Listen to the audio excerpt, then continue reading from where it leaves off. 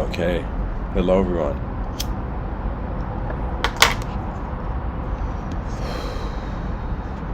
Welcome to tonight's episode.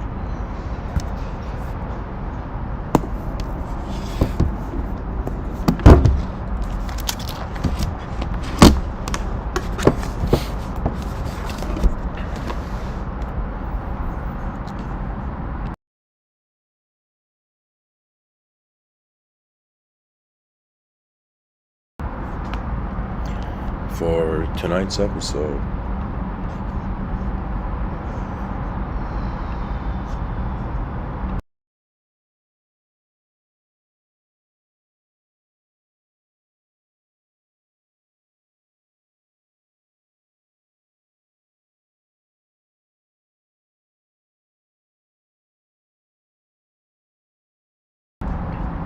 I thought about discussing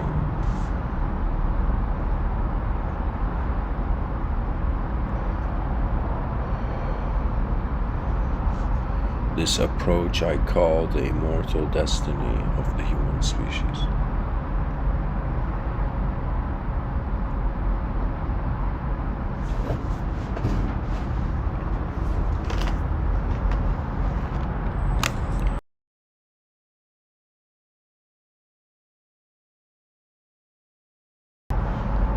To be honest, guys, I'm really exhausted, but I will attempt the episode.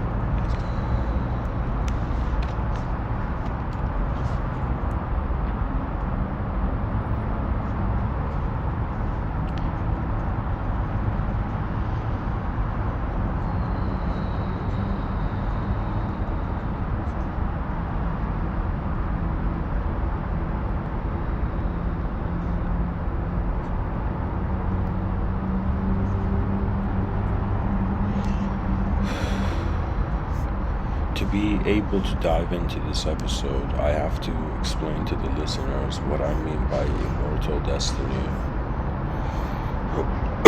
and what I mean by human species.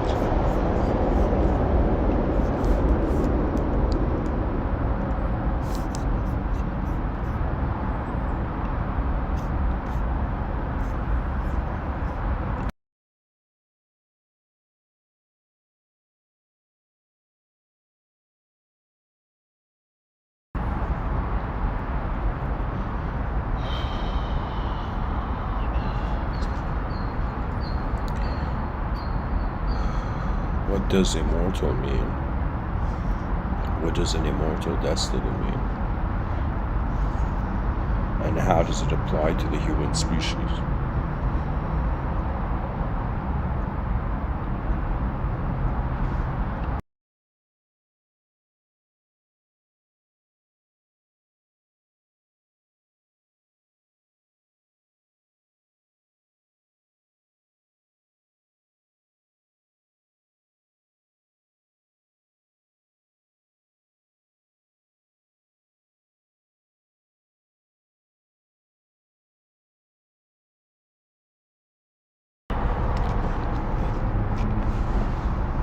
So I guess three questions arise.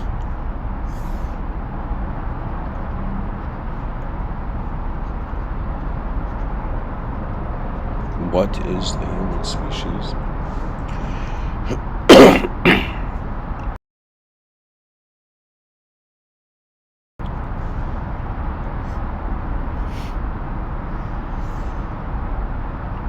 What does destiny mean?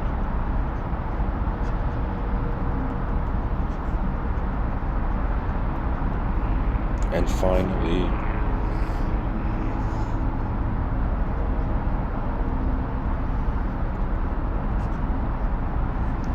what does immortality mean?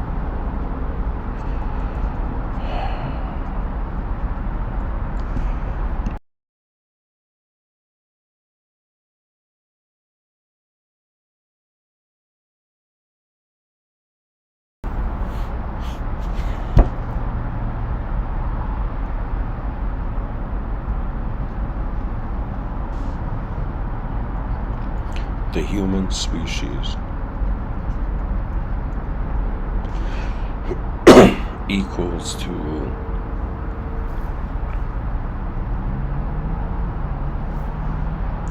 one dimension, or one dimension being experienced as two dimensions.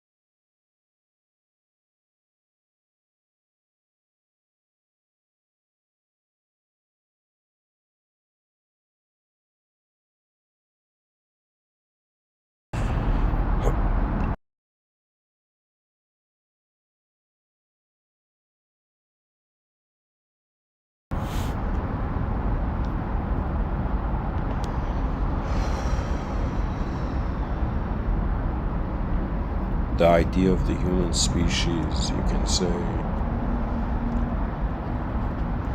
sum total of humans.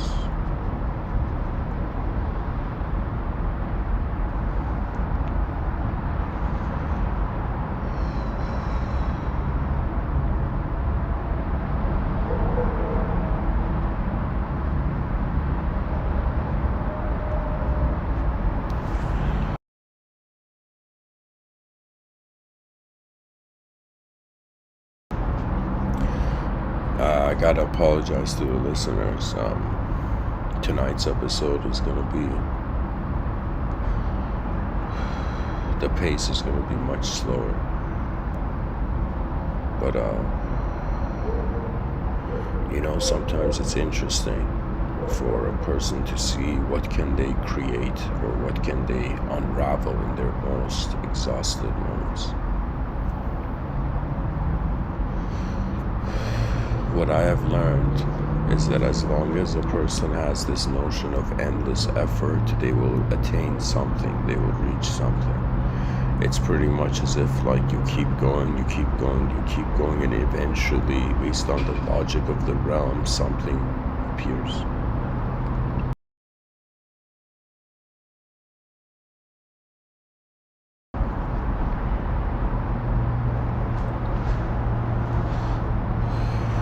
So if the human species comes down to the human being,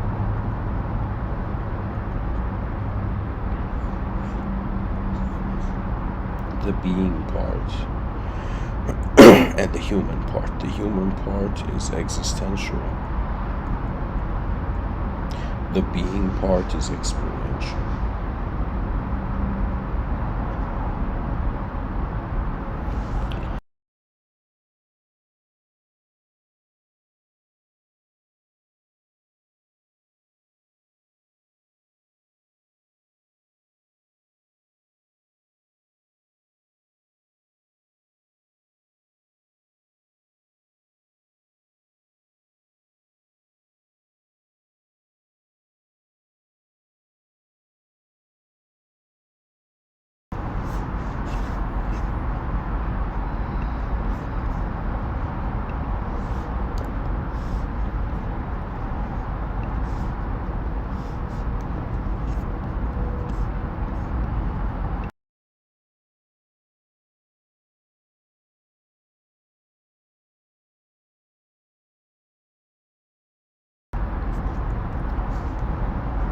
Now, with this idea of the human being being composed of an experiential and existential dimension,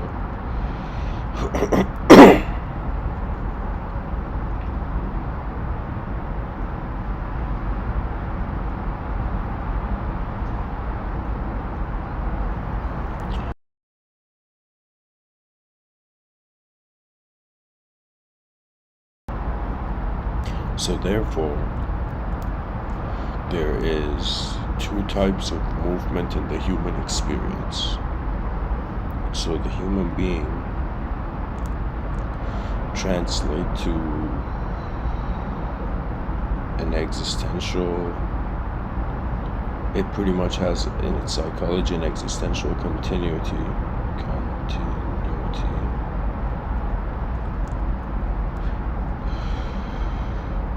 And it has an experiential continuity. The experiential component, in Mr.Within thought, we call inner realms. And the existential component we call the outer realms.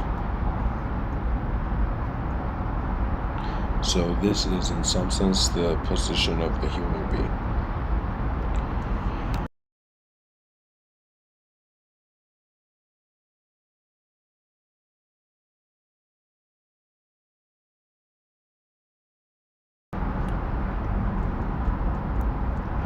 Now, we come to the idea of immortality.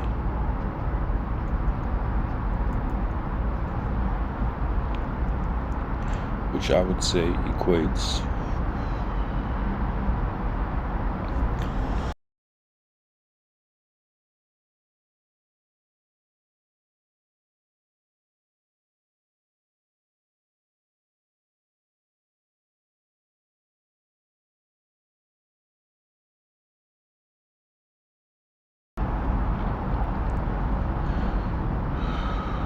simply means continuity,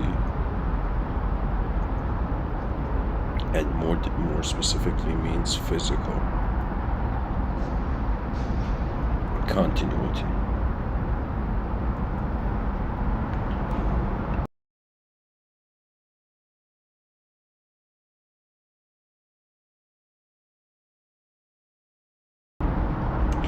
Now keep in mind, I guess here I'll bring up the word destiny. So immortality is another way of saying something is there and this thing endlessly is there. Immortality is another way of saying it's an infinite, let's say manifest being. Now there is the concept of also eternity, and here I'll draw a picture. So we have the human being, we have the idea of immortality, we have in some sense, let's say, the outer realms and the inner realms.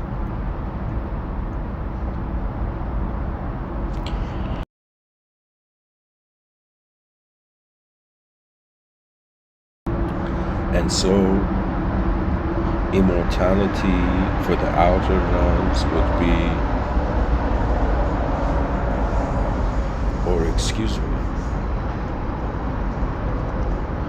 the concept of continuity is time. So it would be in some sense the continuity of time, or just the concept of continuity is dependent on time. I guess what I'm trying to say here is that we have a human being, and then we have, let's say, the inner realm, outer realm. Now, outer continuity, which is the continuity of an object,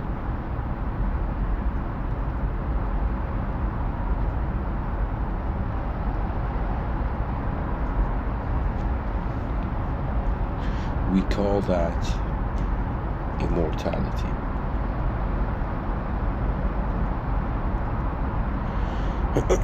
Now, if somebody was like, okay, inner continuity, this would be what we call, or the word eternity. Plato says time is the moving image of eternity. And it's another way of saying that the finite and the infinite and the infinite are like a coin. And so one edge is finite, one edge is infinite. One edge is objective, the other edge is non-physical. And so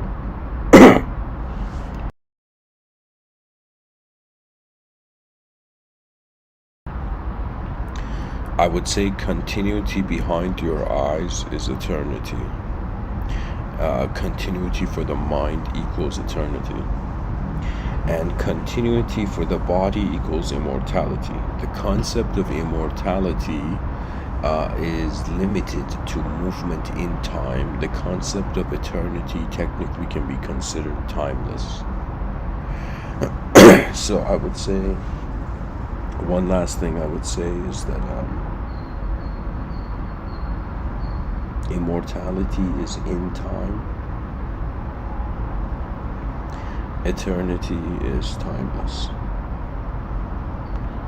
So the continuity of the mind is something else. So in this episode I'm talking about immortality.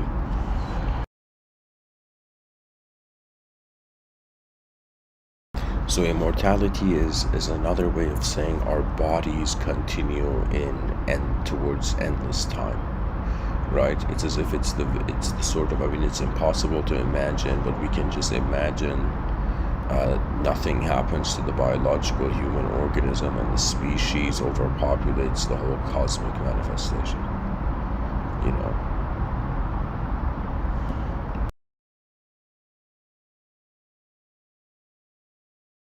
So far, when I think about, like, seriously, what purpose can the human species have? I'll go to a new page here.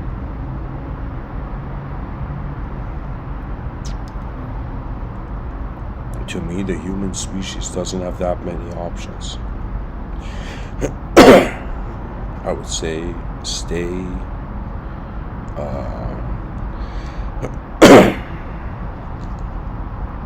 continue as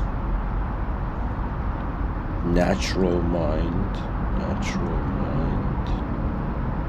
natural body. This is like best case scenario.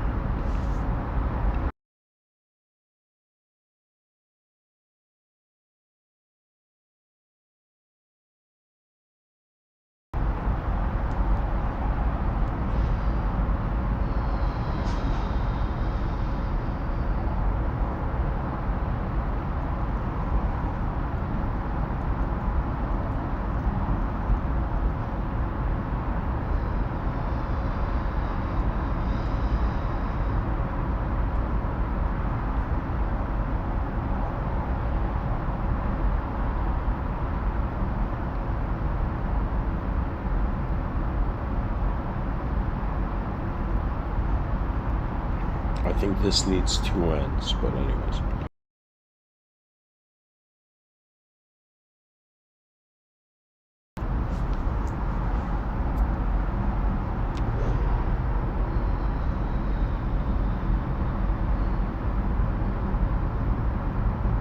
Okay. So the human species has 4 options going into the future.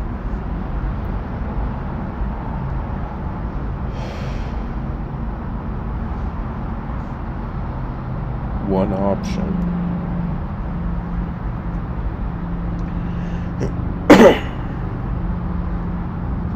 natural organisms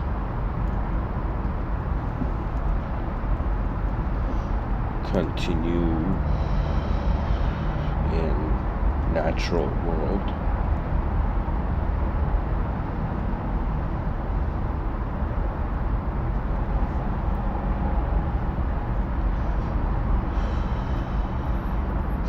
natural organism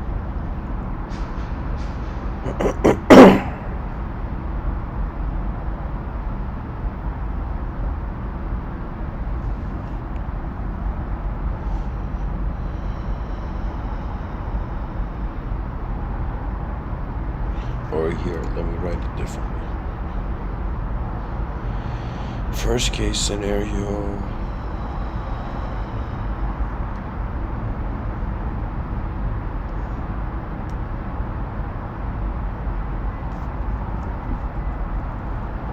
natural body, natural mind.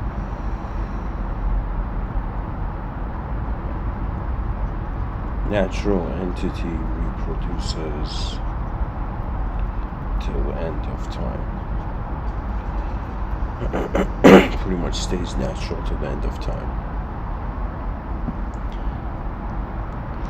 Then we have a biological body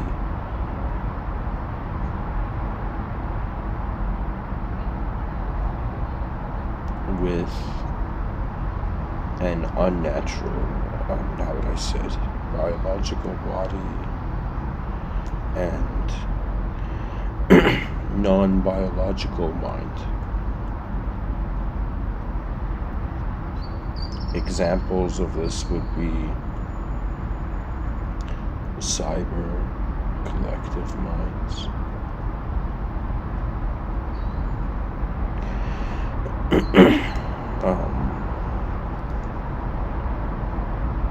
Let's say alien possession.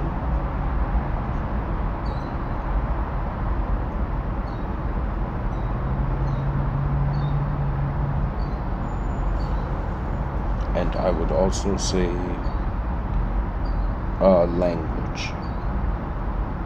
These are technologies that make a human being behave differently than a silent organism defined by its natural ecosystem.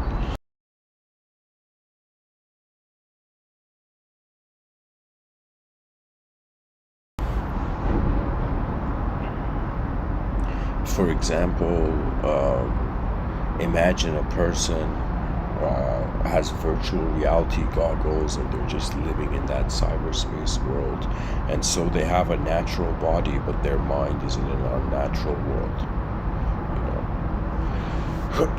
so all of this can be seen in regards to the species. So first case scenario, in regards to natural body, natural mind, we just think about the next 10,000 years and we just fathom the species getting through all its obstacles, and in some sense pretty much the purpose of life. I would say, at least in this book I'm writing, 3,600 years from now, the purpose of life would just be to pretty much have sex all over the universe. That's pretty much the destiny, the immortal, natural destiny of the human species. I guess I should have probably talked about this. For a second, I'll go to the previous page.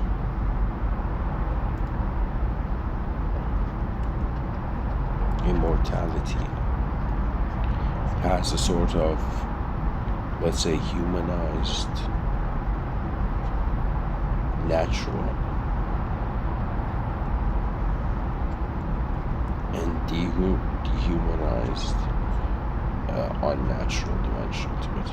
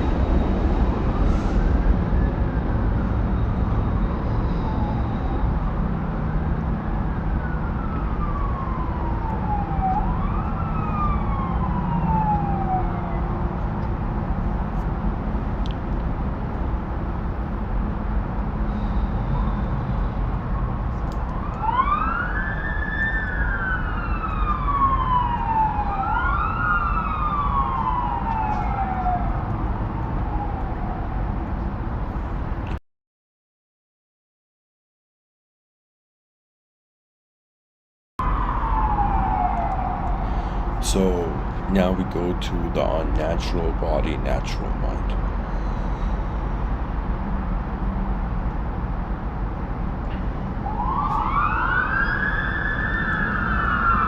This would be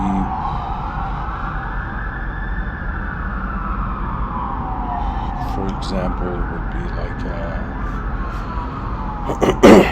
here, non-biological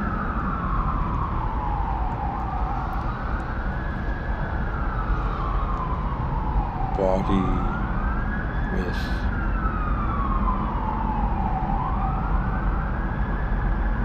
with a natural mind. So examples of this would be human consciousness,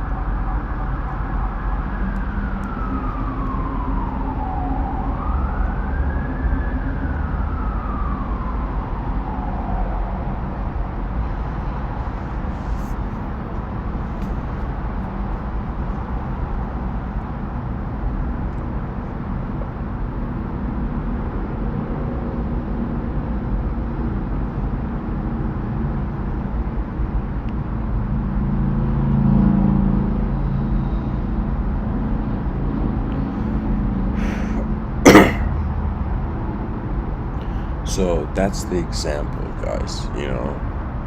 If we have an unnatural body, it could, like, again, I'll paint more imagery for the example. I've in my science fiction novel, there's a scene that there's this daughter, just like how, let's say, like in TV shows, you see the daughter goes to the father at the supper table and is like, goes to the parents and says, "Can I get a tattoo?" Right?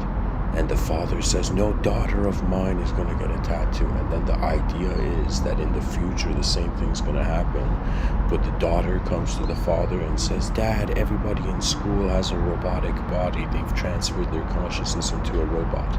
I want to do that too. I want to be, with the cool robot kids, And so the father says, "No daughter of mine's going to be a robot, Now the idea behind this is that this human species is actually headed towards a robotic transfer, right? It's as if where the attention spends its time, the world begins to be built. Right now, what's happening is that man's reliance on, let's say, technology is becoming more than his reliance on his natural knowing, right? That means it's as if we've already stepped on the path to technically become robots in the future, because the world seems to be heading towards a materialistic analysis of self, which is another way of saying it's like if you can change your body parts into like machine parts and then your lifespan increases, everybody's going to want to stick around longer in this plane of existence. You see, it's as if in the inner realms, a sort of unnatural filter has been applied to the human species. You see, this is the bizarre thing about when I say an advanced civilization. What I'm trying to say is that the current civilization was actually a divergence from nature.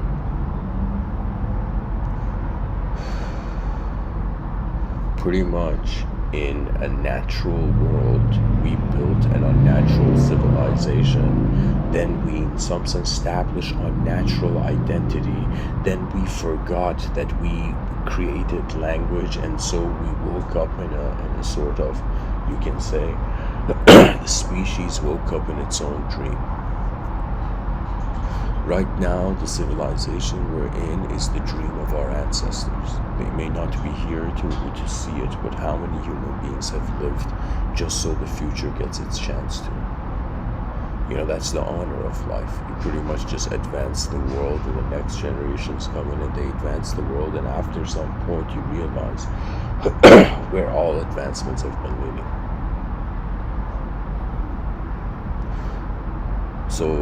So far, I'll recap the 3 points. One, destiny to the human species is natural continuity.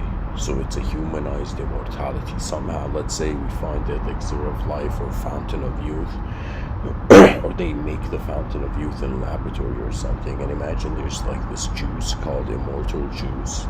And you go, let's say you go to the store and you tell the owner, give me 2 bottles of Immortal juice, and the owner says one's all you need, man. You know, as if the suggestion that in the future people will try immortality. And you know, it's expected. That means that immortality is one of those desires that only like a next level liberated being can let go, right? Because immortality is the solution to the fear of a lesser dimension. You see, some problems, their solutions I consider to be in greater dimensions than the problem, and in some sense there are sometimes solutions that are in the same dimension as the problem. But anyways, one approach is, you know, human beings just populate the whole cosmos. One option is that human beings stay as biological organisms, but they've connected their brains to technology in such a way that really it's as if it would be as if like there'd be many minds in one body, you know. That's really what a collective mind means. A collective mind means that all the personalities of the beings that have in some sense collective, that have been collected in that moment, you know what it is? It's as if like imagination right now feels like everybody's private room. And when a collective mind, let's say a phase in history arises, in that collective mind phase, it's as if it's like your imagination will be connected to the imagination of others. That means the inner realms will be more than the experience of one human being. That's dehumanized still, right? That means it's as if like one case scenario here. This whole thing I've written here, you could pretty much see it's like outer, inner.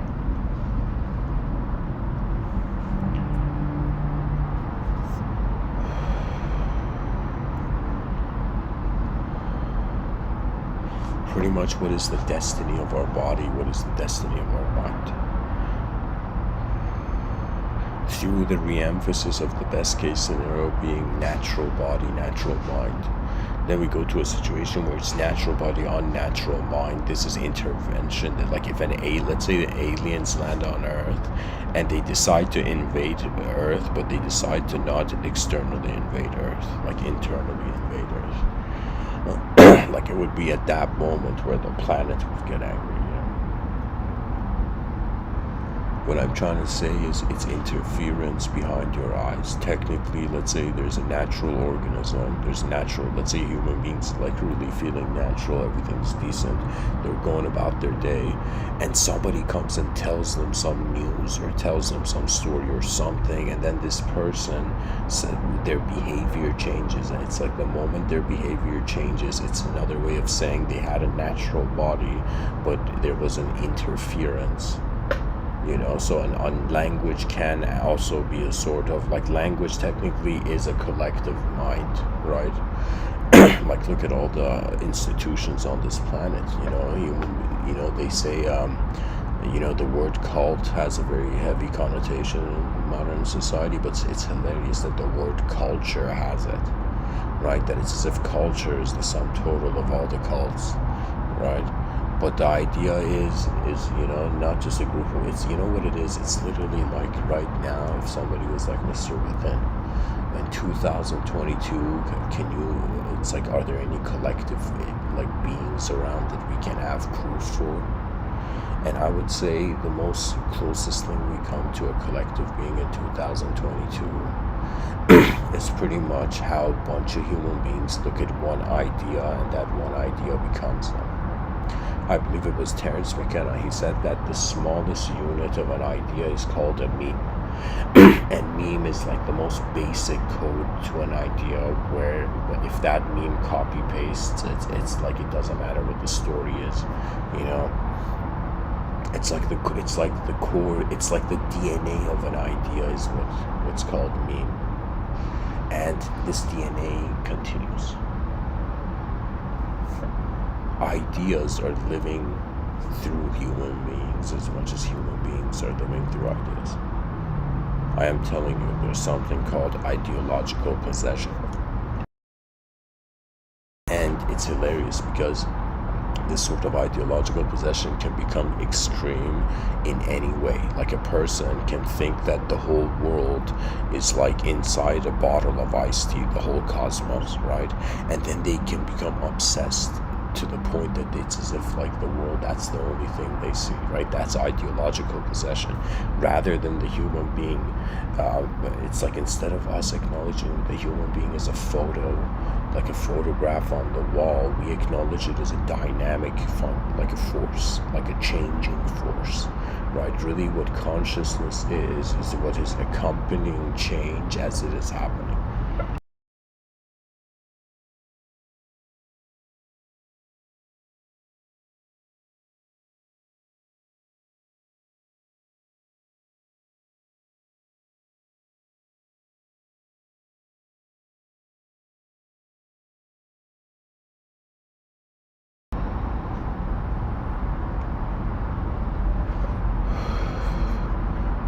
And a natural body, natural mind, that one's obvious. Like, if human consciousness is the moment it's transferable, like, that's the idea. The person first changed their arm into a robotic arm, then they changed their legs, and eventually everything had become robots, right? So in the future there could be this hilarious parallel scenario. Part of these four potentials.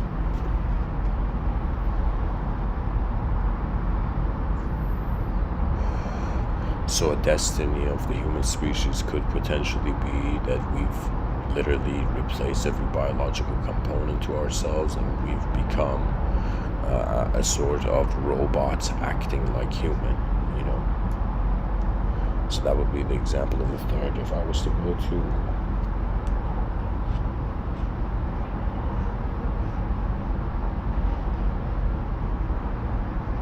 the fourth idea here.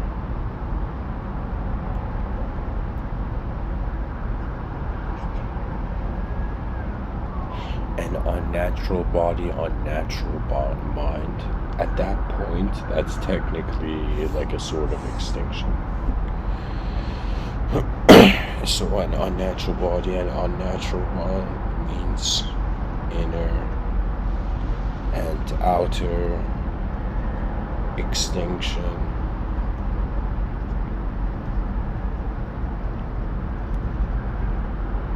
of the human idea.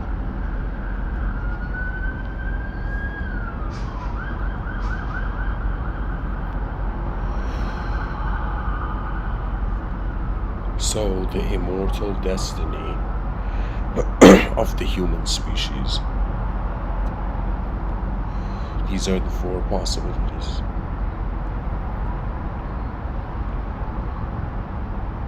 There's a natural immortality. There's a sort of, and three types of unnatural immortality.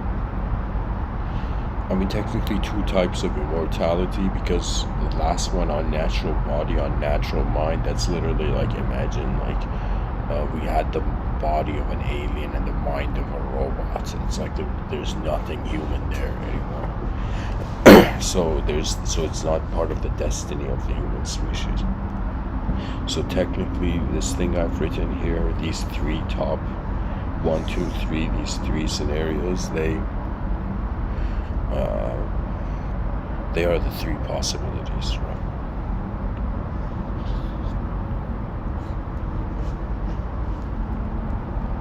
Now, something fascinating. This is where the definition of the human being is important.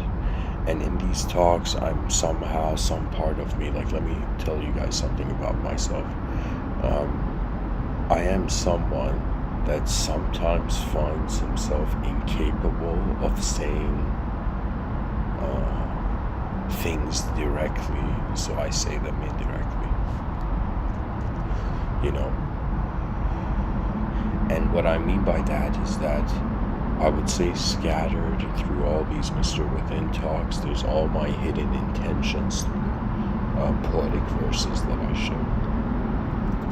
You see, everything is evoked by mystery. There's a mystery to life. If there wasn't a mystery to life, there would be no point of doing anything. If everybody knew everything and all the truths of the world would be known, it's as if, what do we do in truth land?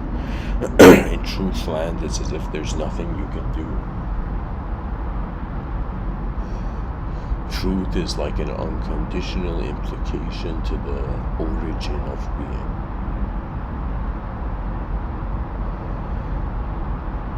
It's so fascinating. It's like a physiological entity, a physiological event, and then there's a psychological entity, a psychological event, and these two are overlaid.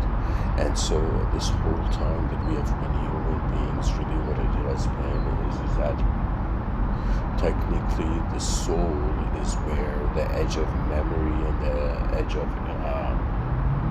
imagination is. It's as if the person in front of their eyes, they say, okay, there's a body that's holding my intelligence, but behind the eyes of the person, it's like, what else aside from an idea is holding our intelligence? And the answer to that is actually, it goes outside of time. So pretty much the methods we use to define the human, it's like, how can I tell you, it's a range of acceptance of perception.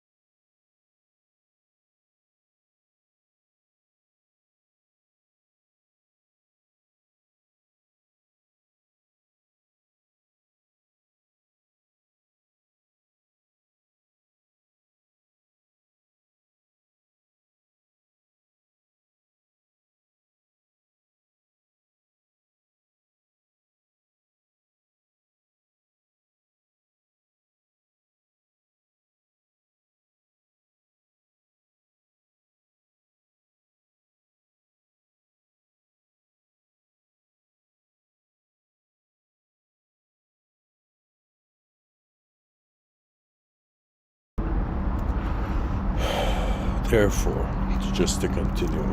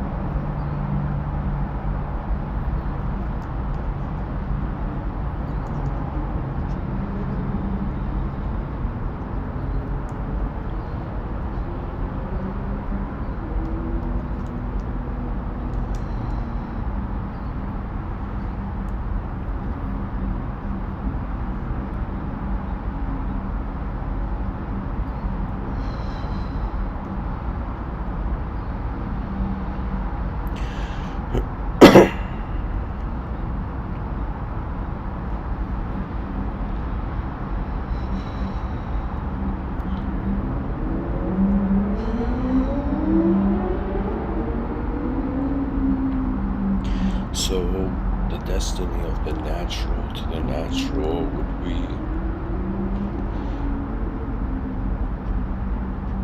reproduction till the end of time.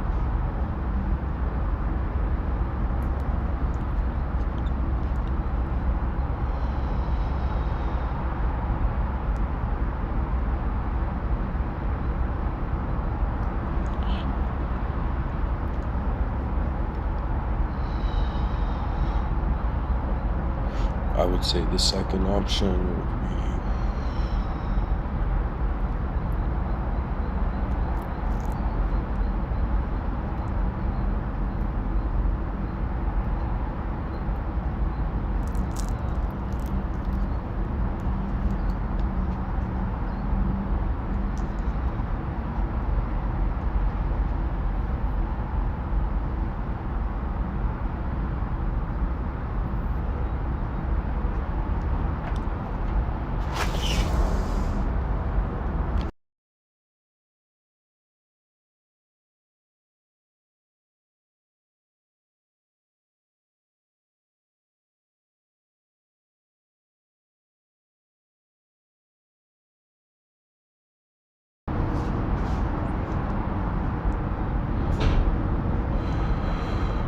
so reproduction to the end of time and inner cyberspace, immortal continuity,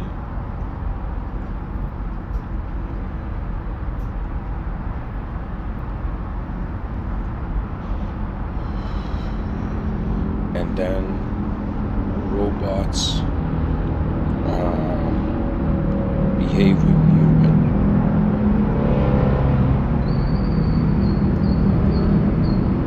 And time, this is still the end of time, guys. So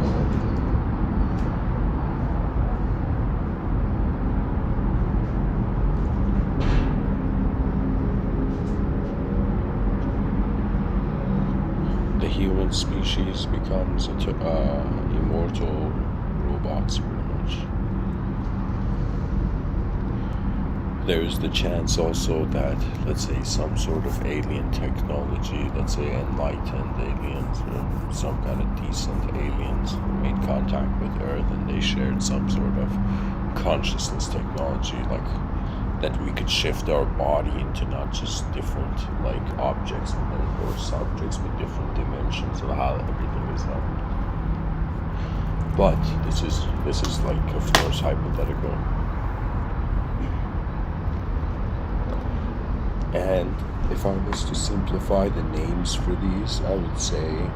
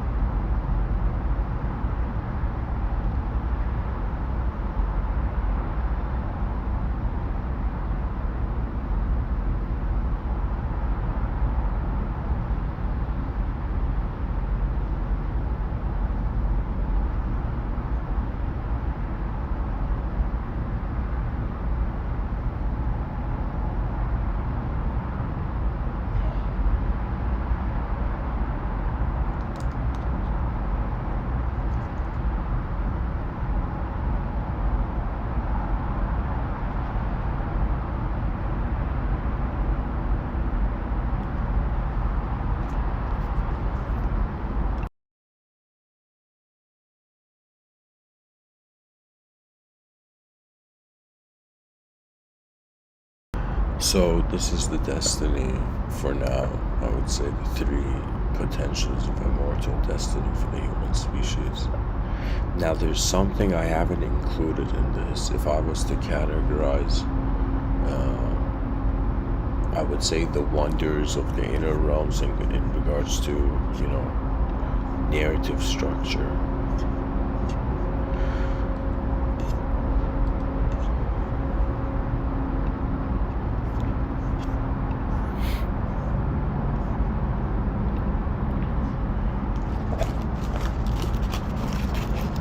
Here, I'll say it in a new page.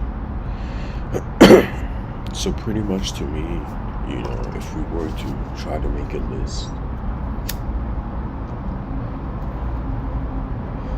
of like the most fascinating ideas,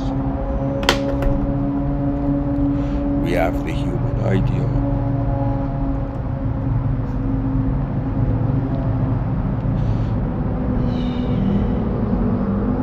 We have the divine.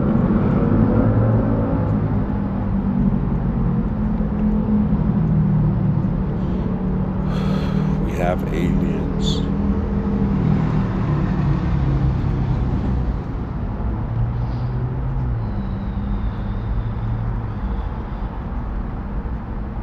We have robots.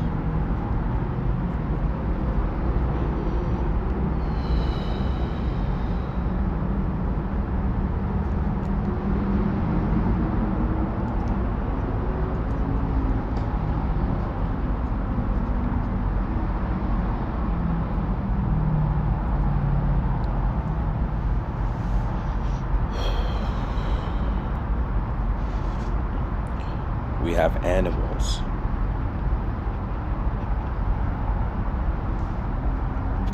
We have the realm of fantasy. We have mythology.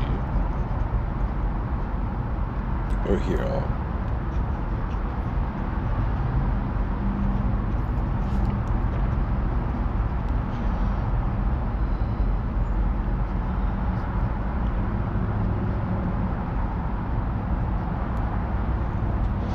And we have the time traveler.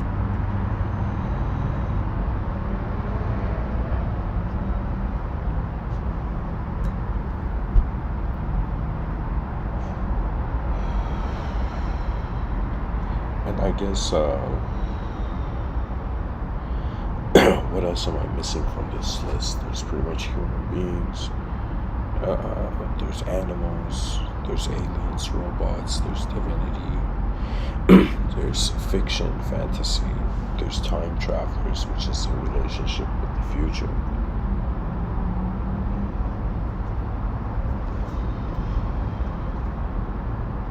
Honestly, these Mr.Within talks are here to straighten out the relationship of a species with its future. If I would say if all ideological systems are based on past events, this whole work I'm doing with Mr.Within and Civilization 2.0, it is based on future events. It's as if how would people engage in an ideological system based on a future event?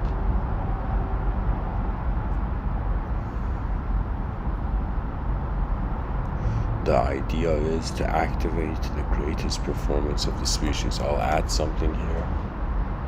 For humanity, it is actually the advanced civilization. This is one of the coolest and healthiest. It's our birthright, pretty much. It's the birthright of our species to experience its most advanced state before it discontinues. And of course, when I'm talking about, like, when we become immortal beings, guys, that's like far in the future. Natural body on natural mind, give it like 400 years. But if you want to say like unnatural body and a sort of natural mind, I'd say we'd give that 800 years. And there is also something else on this list I should put.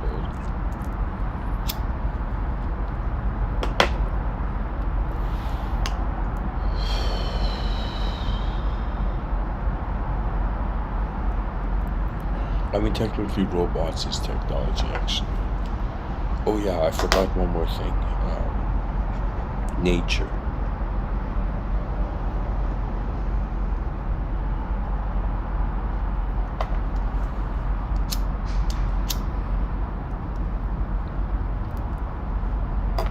So, pretty much these could be like sideline, like these are variables that could influence, I mean, are influencing like the destiny of the human species. For me, I used to, I would say, be in this category, and I went back to this category.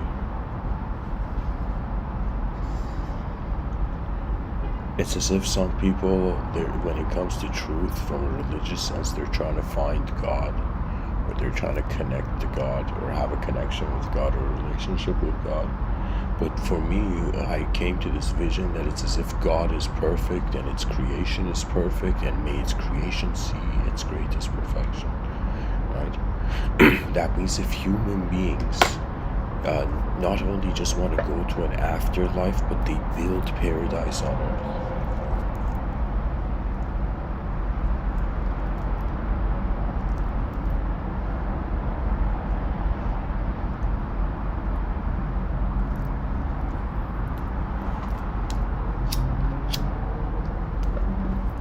It's 100% possible, like at least to, you know, create the blueprints to an advanced civilization. It just needs a great team, you know, a team I hope that I could be a part of.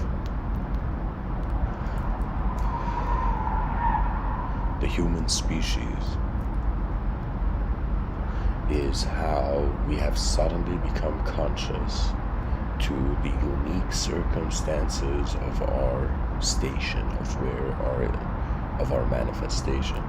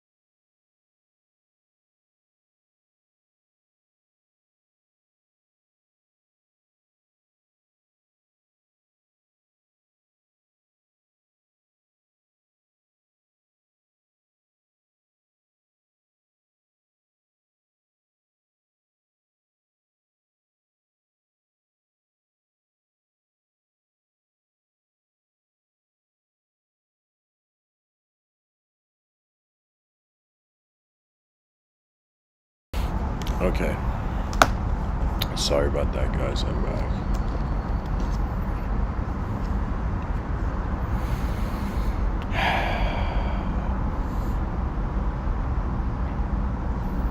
What can I say?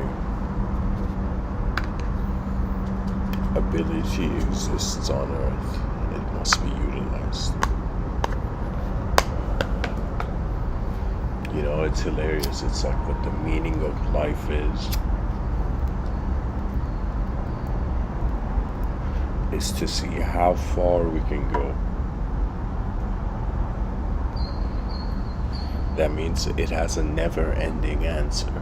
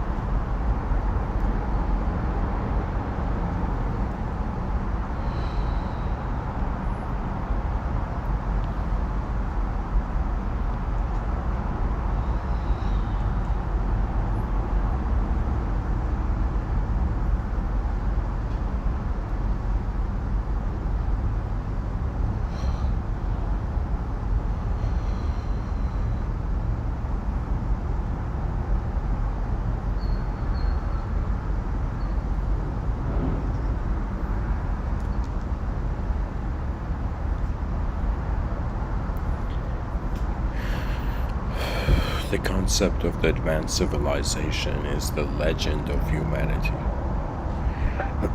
That's the legend we have access now. It is honestly like a gift to a species, you know. To begin having some sort of value for the future, or value from the future. That means if we can envision the greatness of our great-great-great-grandchildren, in some sense we are being influenced by a value from the future.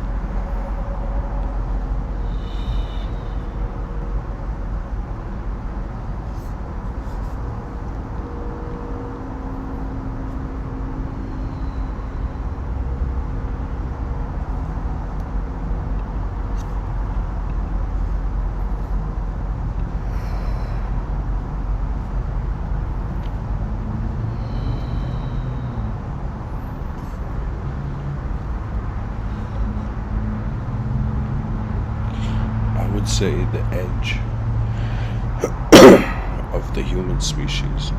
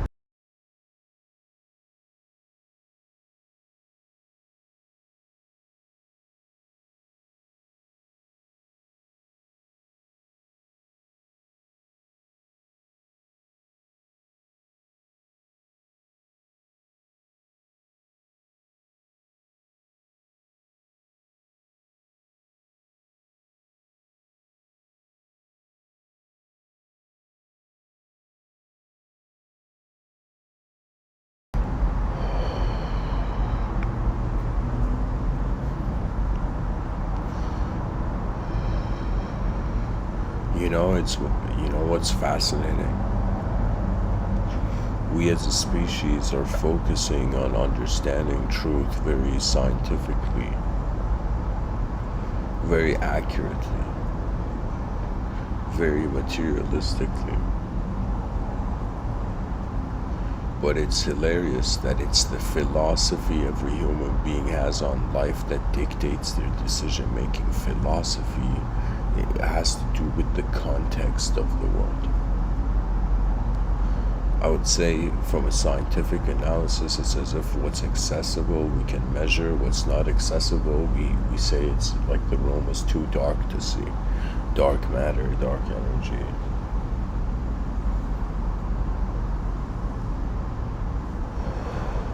It's just very bizarre how human beings are attributing behavior to reality, because whatever concept we have, philosophy, science, religion, they're all preserved through language. Language is like the code.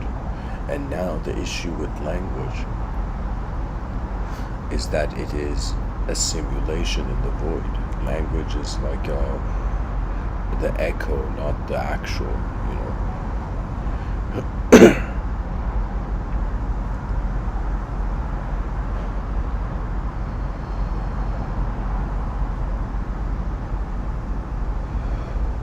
Right now, some part of me, I have this sort of axis. I just, this dualistic filter I bring into the moment, where I ask myself, when does life stop becoming the human experience, and when is it truly the human experience? When I say immortal destiny, I'm not saying that we have to become immortal beings, There's an honor to nature, there's a grace and fluidity,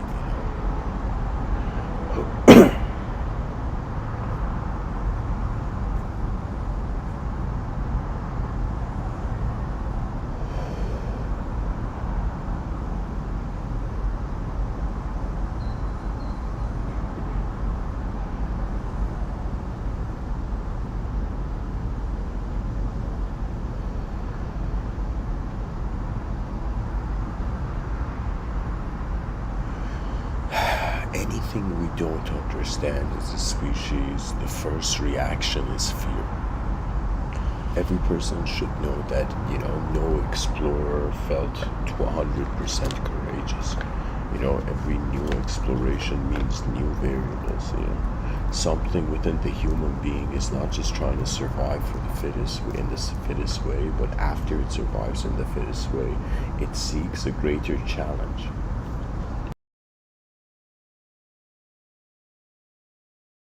Imagine a human being is born in the future, that this human being becomes the first Olympian in all Olympic sports to win a golden medal,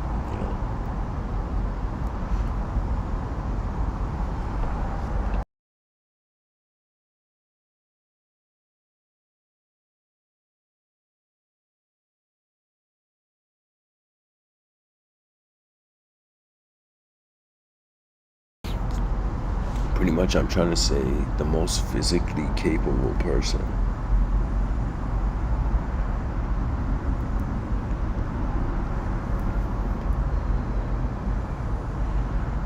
will seek the most advanced movement in the mind. It's as if like when you've lived as a body, been there, done that. When you've lived as a mind, been there, done that. When you've realized the unchanging witness was in the room before you were, and been there, done that. Eventually the person reaches the final, I would say, conceptual realization that the unknown is unknown. I would say this is the philosophy of all philosophy. It is the last staircase to conception. Any being who reaches this point, you're not a being anymore.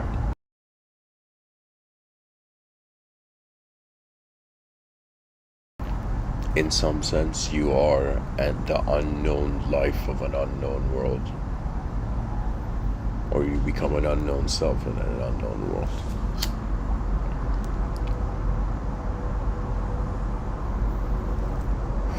I would give it around 3,600 years, where at that point I'm seeing from an interstellar position the species is deciding whether it should in some sense go back to Earth.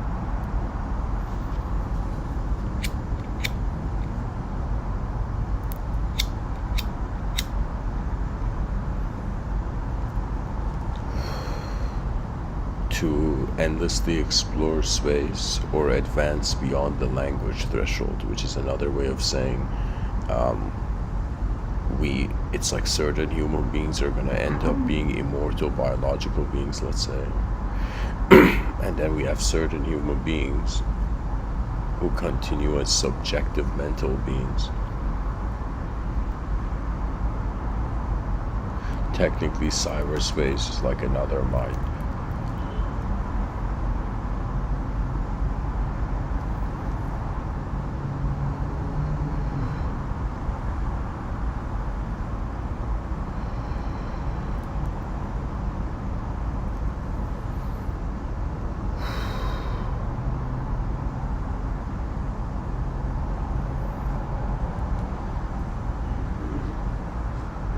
It's pretty much biological continuity, psychological continuity, technological continuity.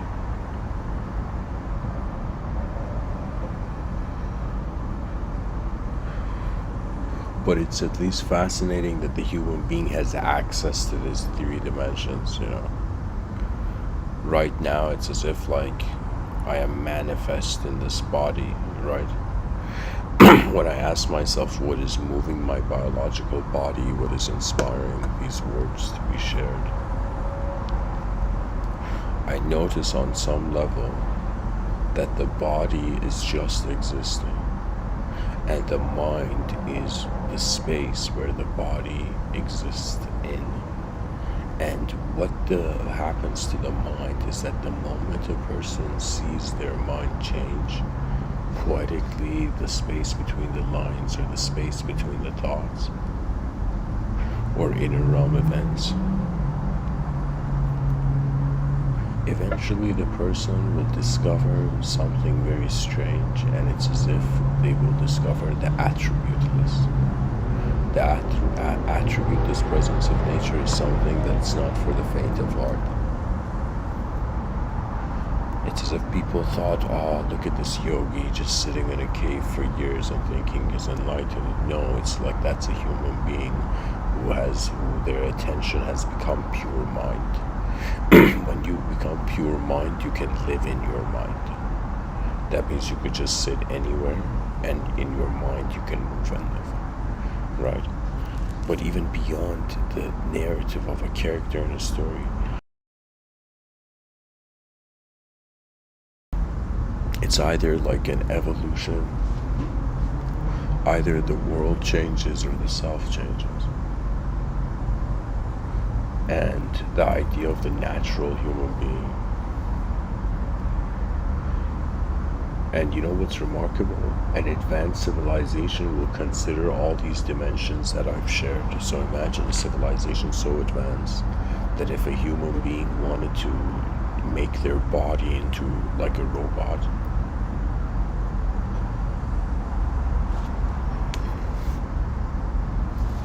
and their mind into, for example, like a biological body, their mind into like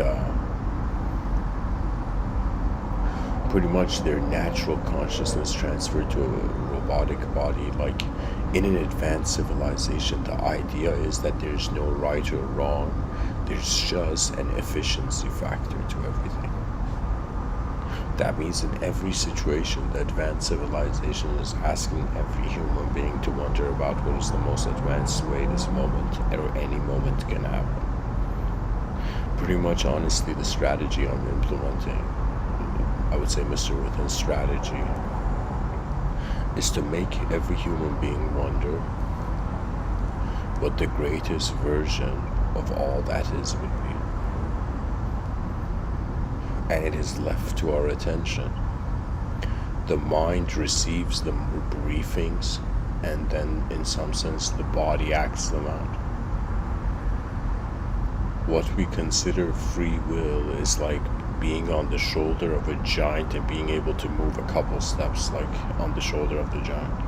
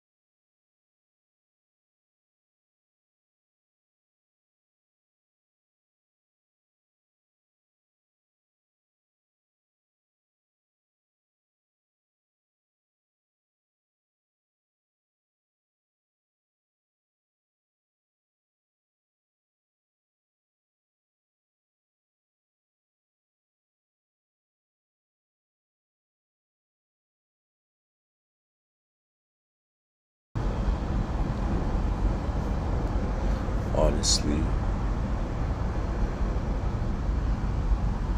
the mind has an ability to give us a geometrical access to whatever this cosmic event is. And the thing about geometry is that it is interdimensionally structured. The beautiful thing about geometry is that if we can see it, it has a shape. It has a shape and color.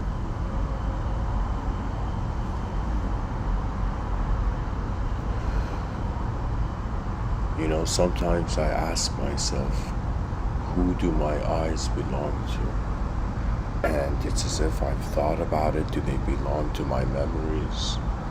Do they belong to God? You know? Do they belong to my free will? Do they belong to the universe? You know, do they belong to, let's say, my hidden soul elsewhere? You know? And I have realized that the more a person considers a hierarchy to life, the more they reach a point that unless they accept the simpler dimensions, they cannot enter anything complex. And you know what the greatest complexity is? You reach the top of a mountain. You fly into the sky. And you stay in the sky for some time, and you stay in the sky as the sky for the longest time, and then you come back to the summit of the mountain and you climb down. One of the most beautiful stories, which I think the destiny of this advanced civilization, the moral of this story kind of aligns with it.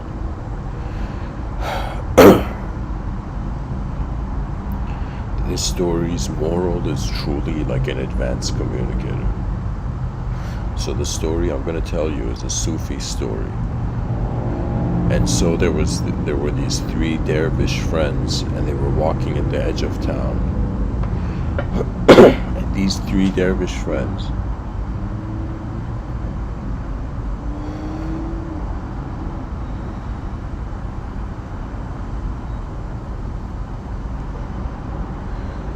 they noticed that a gigantic wall where they can't see the other side of has appeared at the edge of their town. And so as they're walking by the side of this giant wall, they see this long ladder that goes to the top, randomly this ladder. One of the friends is like, yo guys, you know, hold the ladder for me, I'm gonna climb to the top and see what's there.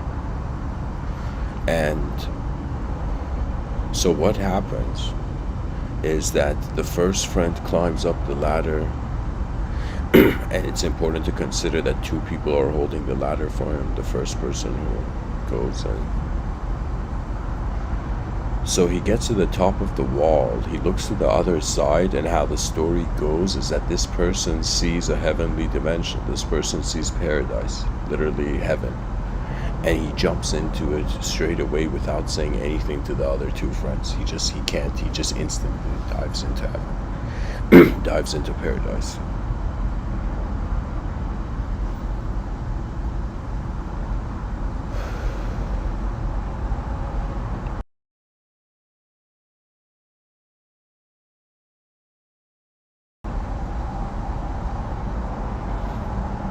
The second friend is like, whoa, where did that guy go? You know, the second friend, now only the third friend is holding the ladder.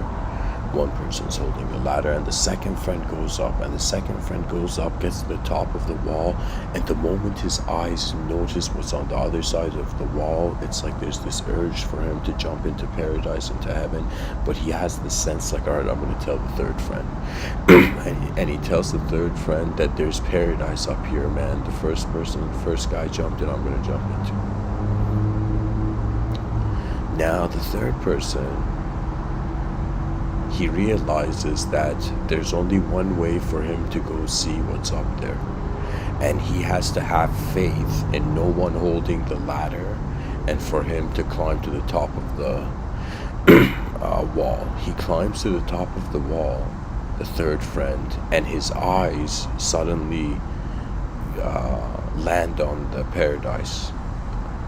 And in some sense, it's as if in that moment, every sense of self, every idea, everything in his being is telling him, you know, his intuition, you know, his you know, let's say his, you know, guides and all that. It's like everything's telling him, jump into heaven, man, you made it, you found heaven. And this person on the edge of the wall, he's about to jump in, but suddenly he stops. And he says, oh my God, paradise is here. The whole world shook down. And he climbs down. And he goes and tells the world. And the whole idea of the story is that the greater dimensions that members of the civilization find, as they shared,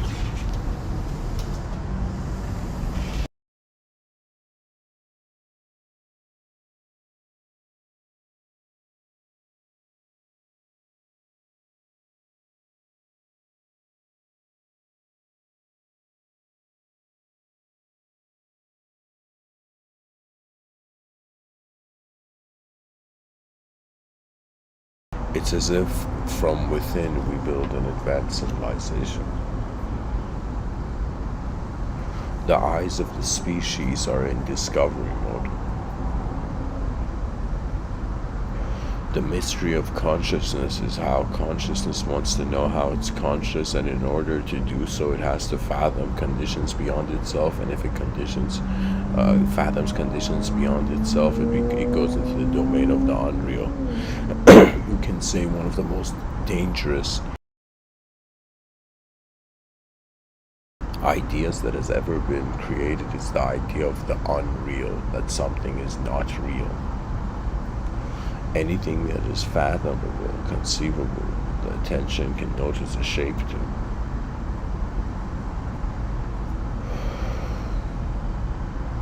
The glow in the eyes of the human species is to be capable of staring into infinity. An advanced civilization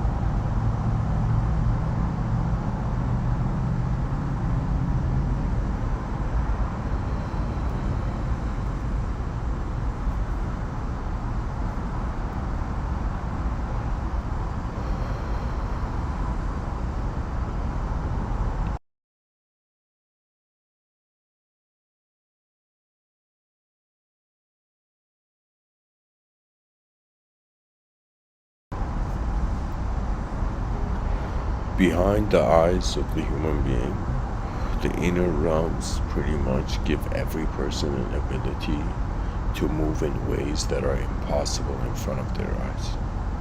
You know, some people call it meditation, but if a person thinks of, okay, what would happen to a designer's, let's say you're a designer and you sit in nature and you meditate.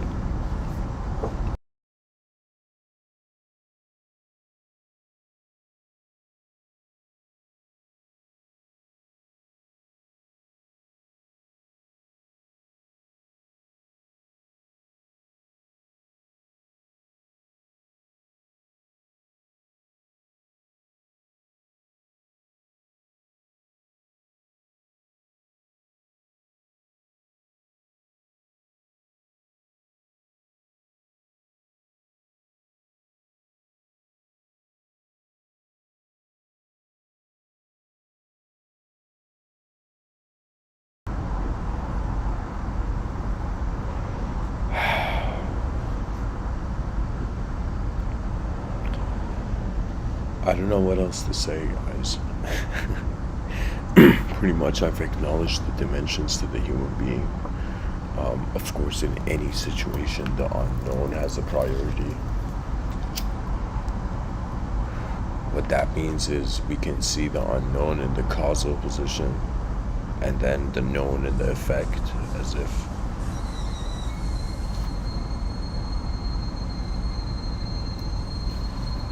sorry guys, this sound is the sprinklers and I can't do anything about it. But I'll still continue what I have to say.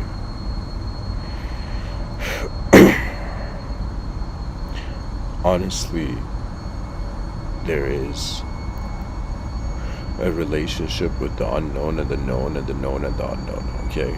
If the unknown is in the causal position, it's as if the unknown is hallucinating or projecting or dreaming, whatever verb you want to use. The unknown is projecting the known.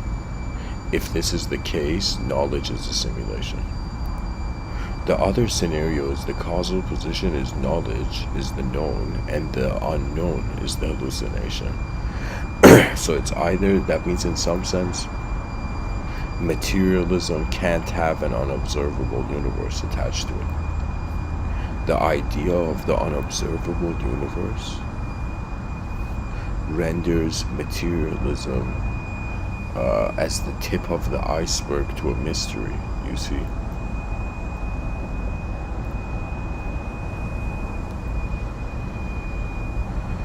For me, something happened in 2011 where I suddenly realized I don't know who's looking through my eyes, and it was the most spiritual moment of my life, one of the most spiritual moments of my life. The moment I realized, okay, there's something unknown, suddenly it started making sense how all the moments in my life where ideas have come and gone, they've had a sort of unknown coordination. What I mean is that behind your eyes, let's say there's visual events or sort of imagery, and this imagery, let's say a percentage of it is based on you seeing something in front of your eyes, and a percentage of it is based on your memories, and a percentage of it is how your memories and what you see in front of your eyes, that means your past memories and your new experiences, they kind of intersect, creating a new memory altogether. That means the brain is in a strange way working with memory sets. And this is something that they don't tell people about memory, but if let's say there's a person and they tell the same story like 10 times, when they say this same story 10 times, every time they say it, they realign that memory.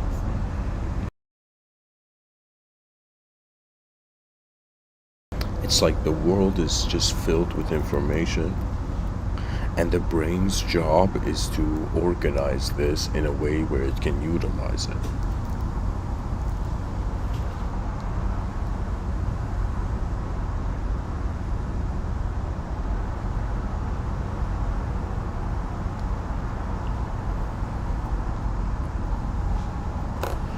And you know what's even funny here?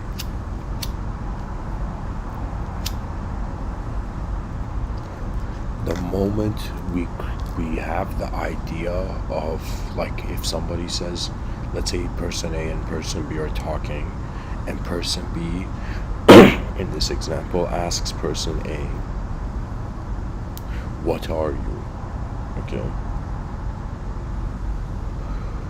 the person A would be like, I'm my name, I'm my personality, I'm who I'm thinking I am right now, you know. But the idea is, just like how Ramana Maharshi says, the God that comes and goes is not the real God. The idea of self that comes and goes is not the real self.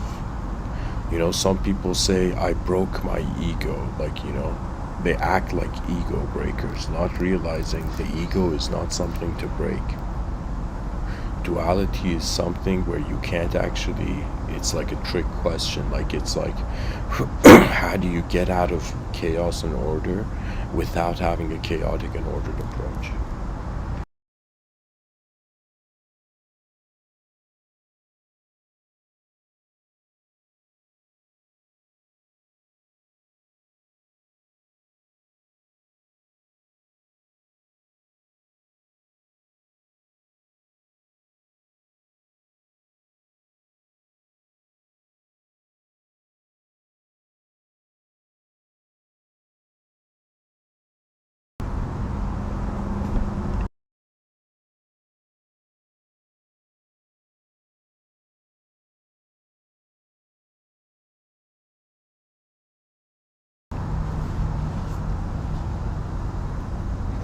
Pretty much the role of the unknown witness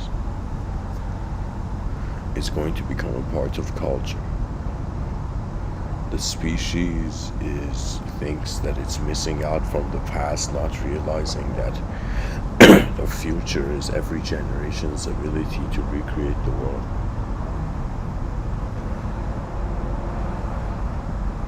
And what can human beings do? They're either moving, they're either contemplating, or they're speaking, or they're being silent. It's so fascinating how many worlds are existing in the silence, and all these lifetimes come and go, and there's no communication. To me, it's as if intelligence is the ability to recognize what is there and to be able to use it. That means, imagine, rather than the person fearing the morality of immortality, the person being like, okay, what use does it have? Imagine a person, I think people do this, like you see minimalists where they look at their home and they're like, what do I not need, right? And similarly, I think it'd be healthy that everybody on the planet wonders about what ideas they do not need. For example, for myself personally, there's some memories that I release out of my consciousness. Sometimes when I give these talks, it kind of gives a sort of purpose to the experiences I've had before,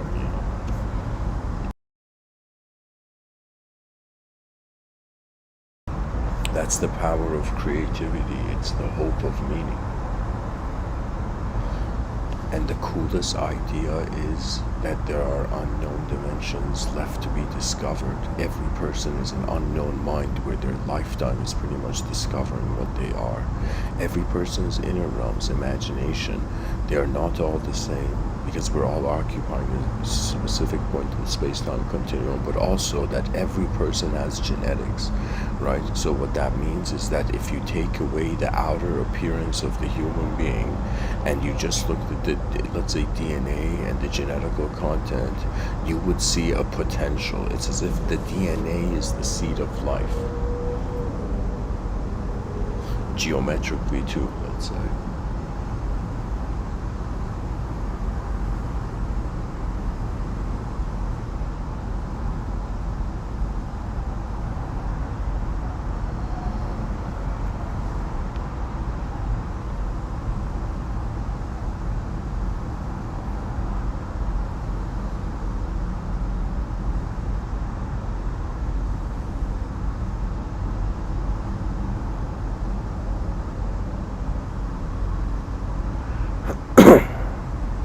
There's so many different types of beings in this world.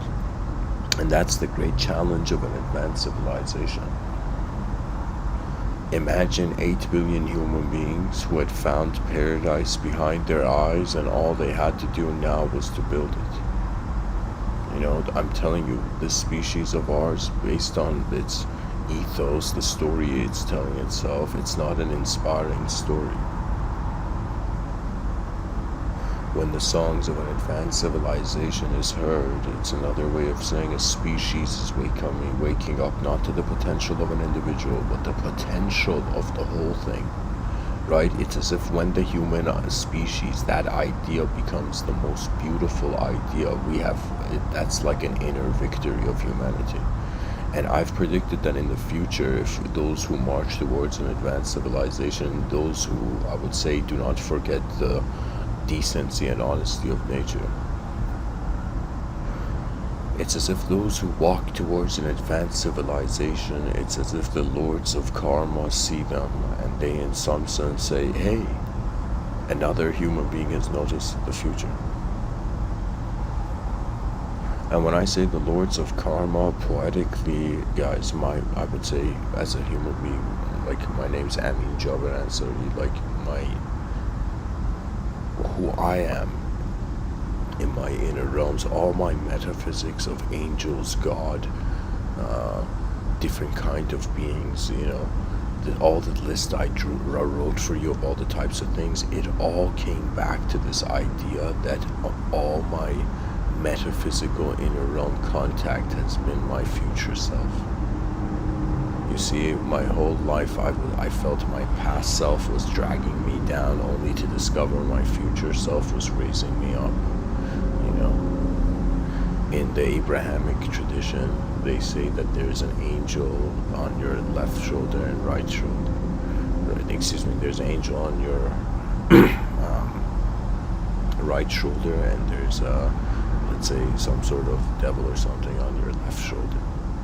Okay, and so I would say these are metaphors for how the human psyche is bound by the past and in some sense liberated by its future.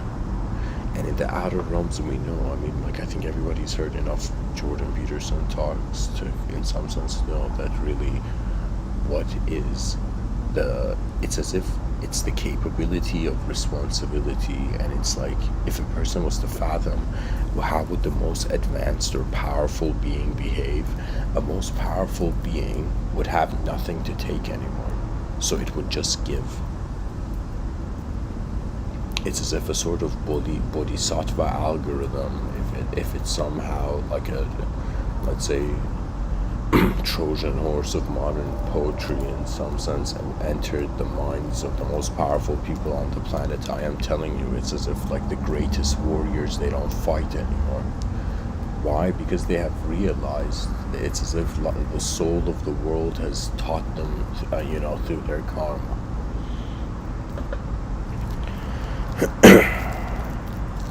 In this Japanese comic book turned into a show called Vinland Saga, there's this next level kind of like Viking fictional based character, and this character is the most powerful, like, OP character in that whole like narrative, in the universe of the narrative.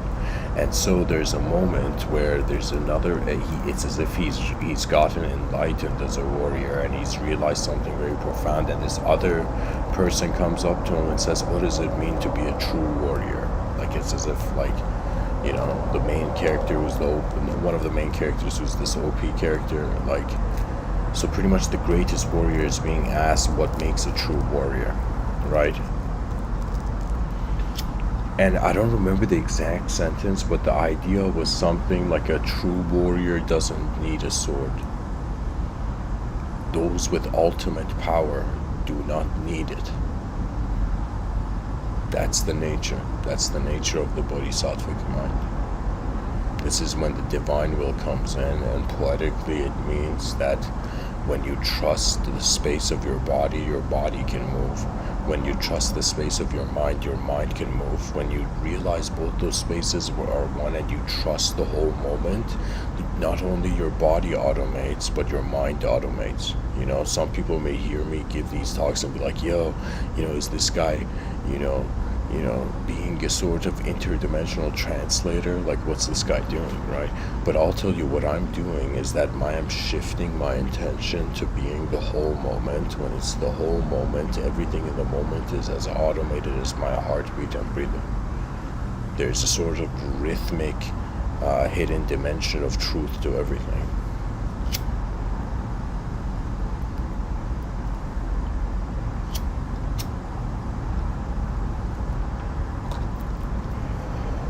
I want to go into a quote tunnel of this man called Nisargadatta Maharaj. I consider him one of the greatest voices and one of the most honest people who's talked about consciousness on the planet, guys. This is like a very big statement.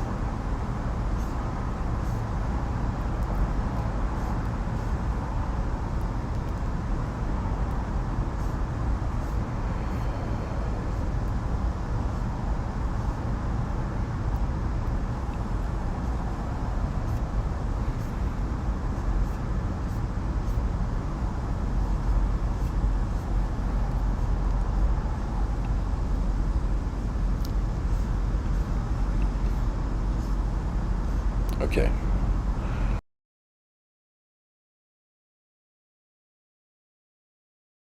So I'm going to go into a quote tunnel.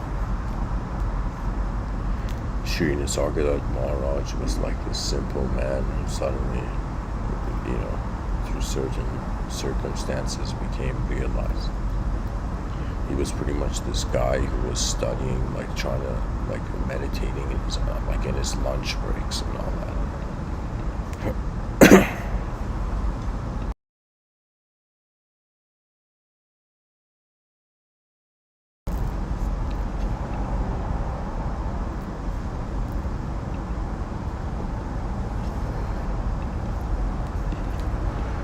Sri Nisargadatta Maharaj says, nothing can make you happier than you are. All search for happiness is misery and leads to more misery. The only happiness worth the name is the natural happiness of conscious being.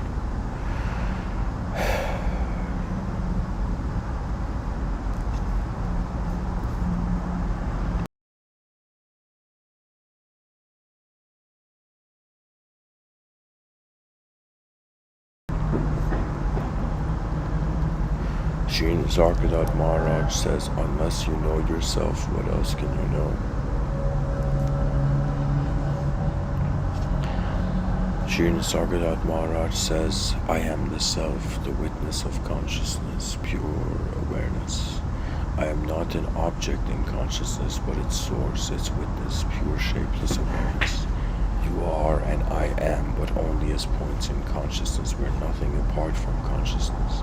The source of consciousness cannot be an object in consciousness. To know the source is to be the source. Exactly. That means it's another way of saying the only way to access the unknown is to realize your beingness, or to access the inconceivable, or to access divinity. It's all that. Let me tell you, the mind is in some sense, if the person is dishonest by a tiny percentage, the mind doesn't trust the moment, so it simulates. Pretty much the way to get out of samsara is, I think, through decency and honesty. I think, you know, these are the most important thing. You know, pretty much the search for the original state. Sri Nisargadatta Maharaj says, we miss the real by lack of attention and create the unreal by excess of imagination. You imagine yourself to be what you are not. Stop it. It is the cessation that is important, not what you're going to stop. You know that you are. Don't burden yourself with names. Just be. Any name or shape you give yourself just obscures your real nature. Stop imagining yourself as being or doing this or that, and the realization that you are the source and heart of all will dawn on you. Shri Nisargadatta Maharaj says, realize that your world is only a reflection of yourself, and stop finding fault with the reflection. Attend to yourself, set yourself right mentally and emotionally. The physical self will follow automatically.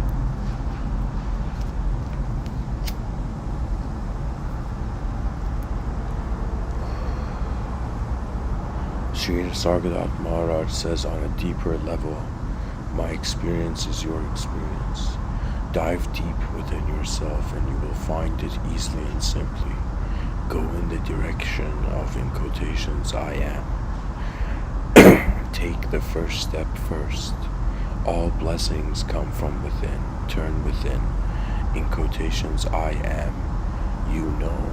Be with it all the time. You can spare until you revert to it spontaneously.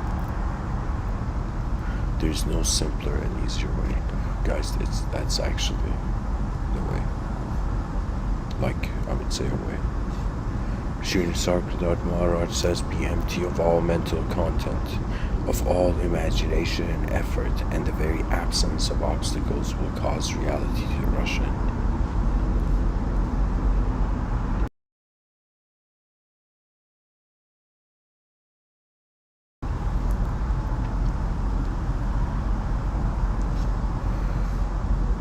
Shri Nisargadatta Maharaj said, my actual experience is not different. It is my evaluation and attitude that differ. I see the same world as you do, but not the same way. There's nothing mysterious about it. Everybody sees the world through the idea he has of himself. As you think yourself to be, so you think the world to be. If you imagine yourself as separate from the world will appear as separate from you, and you will experience desire and fear. I do not see the world as separate from me, and so there's nothing for me to desire or fear. Wow. That's it, guys. It's like after post-freedom, it becomes like, how can I tell you, post-freedom, it's like there's no self in a world anymore. Or if there is a self in the world, there's the awareness that one is being the world, then the self is in it. That means it's as if you are the world as much as you are the self.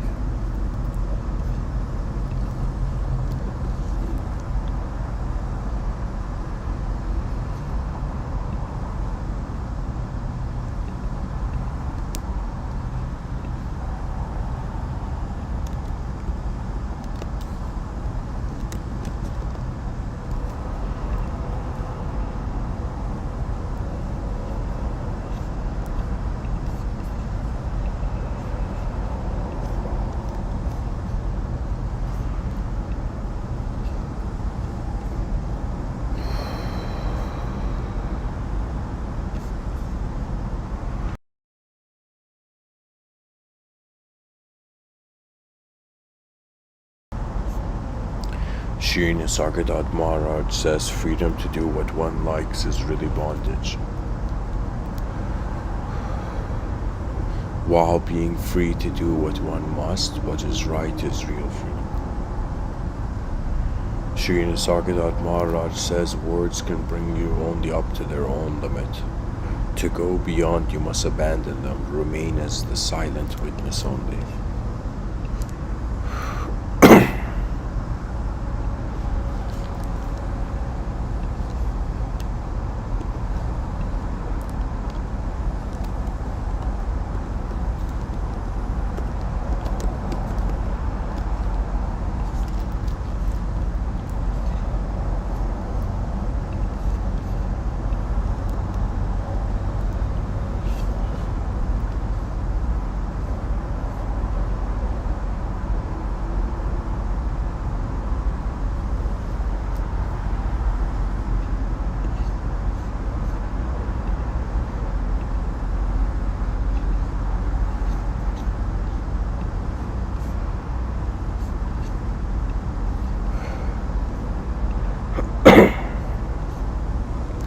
Sri Nisargadatta Maharaj says, all I plead with you is this: make love of yourself perfect. Sri Nisargadatta Maharaj says, what is beautiful? Whatever is perceived joyfully is beautiful. Bliss is the essence of beauty. Sri Nisargadatta Maharaj says there's nothing to practice. To know yourself, be yourself. To be yourself, stop imagining yourself to be this or that. Just be. Let your true nature emerge. Don't disturb your mind with seeking. Sri Nisargadatta Maharaj says there's nothing to do. Just be. Do nothing. Be. No climbing mountains and sitting in caves. I do not even say in quotations, be yourselves, since you do not know yourself. Just be.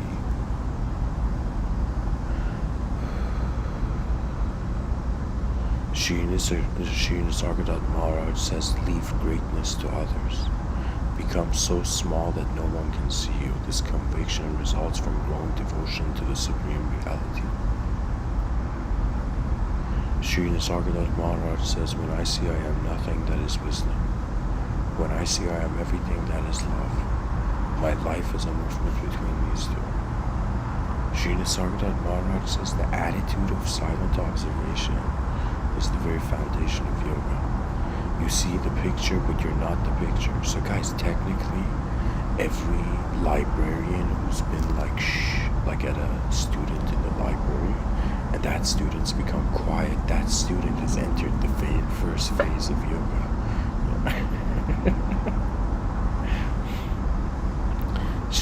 Librarians are like, yogis in disguise, guys, guiding people towards silence. Sri Nisargadatta Maharaj says awareness is ever there. It need not be realized. Open the shutter of the mind and it will be flooded with light. What a beautiful quote.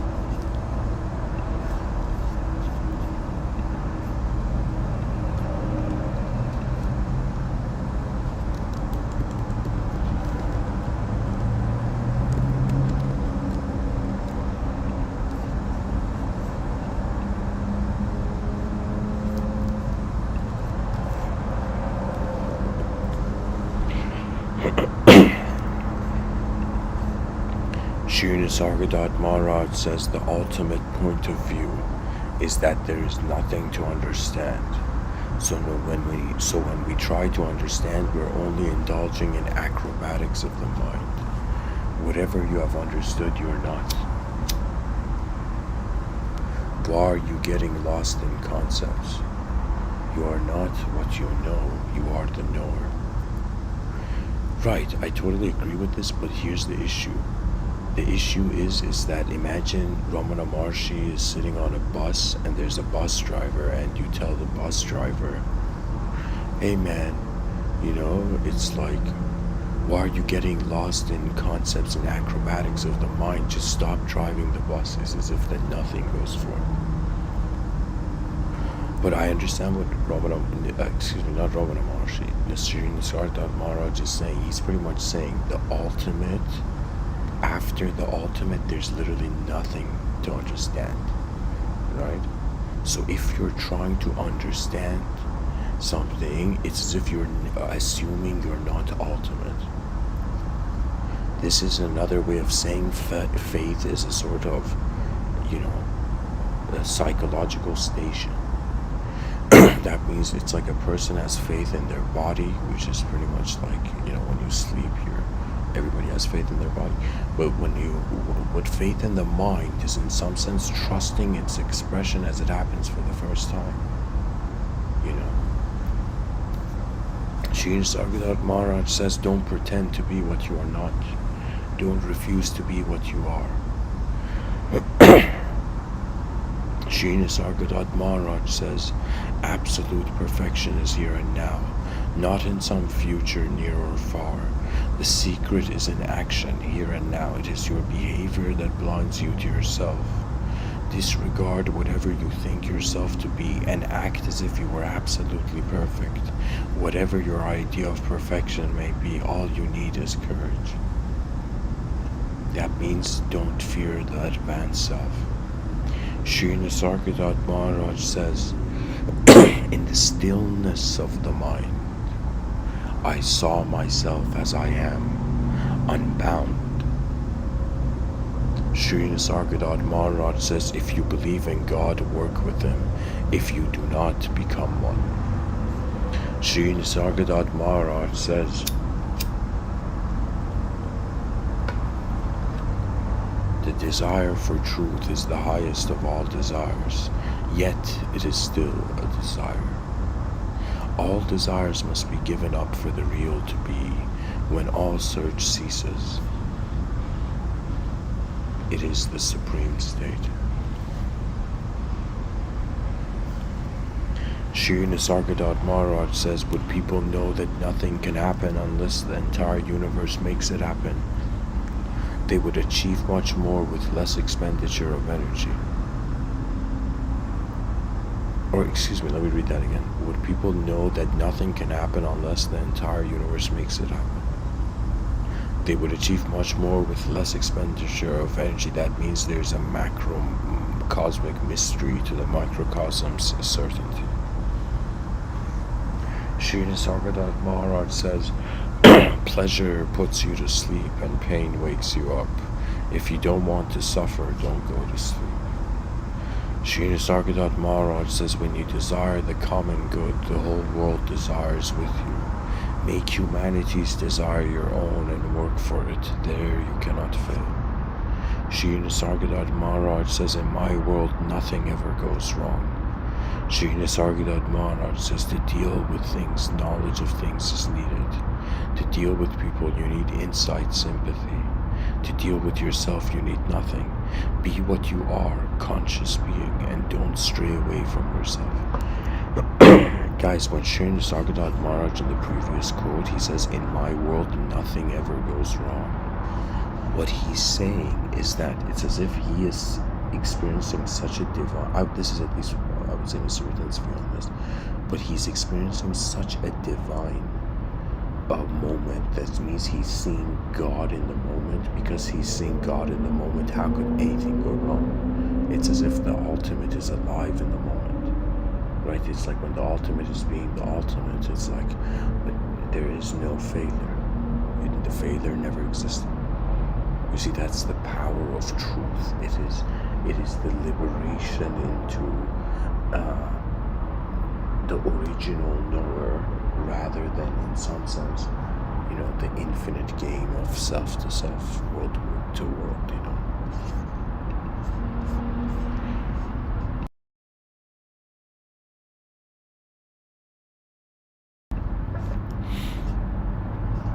Sri Nisargadatta Maharaj says, to deal with things, knowledge of things is needed. Oh no, I read that. Sri Nisargadatta Maharaj says, your first task is to see the sorrow in you and around you. You're next to long intensely for liberation. The very intensity of longing will guide you. You need no other guide. Sri Nisargadatta Maharaj says there is in the body a current of energy, affection, and intelligence, which guides, maintains, and energizes the body. Discover the current and stay with it. Sri Nisargadatta Maharaj says when you go beyond awareness, there's a state of non-duality in which there's no cognition, only pure being. In the state of non-duality, all separation ceases. Exactly. I call this going beyond the language threshold. Bingo. This quote is one of those great quotes.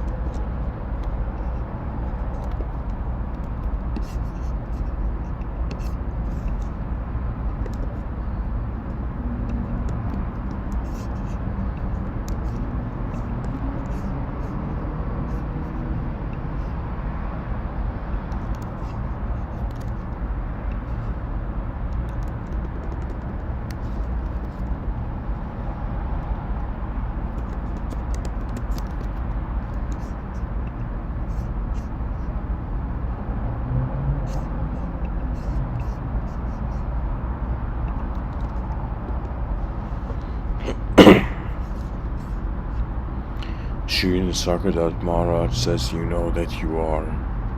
Don't burden yourself with names. Just be. Any name or shape you give yourself obscures your real nature.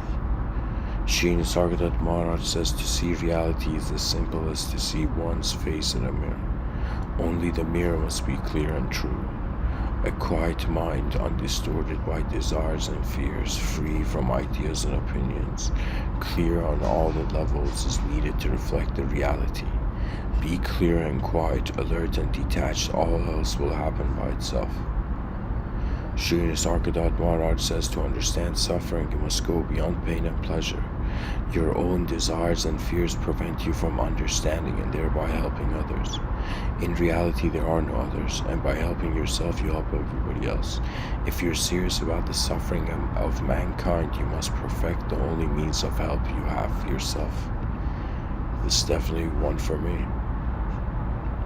Shri Nisargadatta Maharaj says, the innermost light, shining peacefully and timelessly in the heart, is the real Guru. All others merely show the way.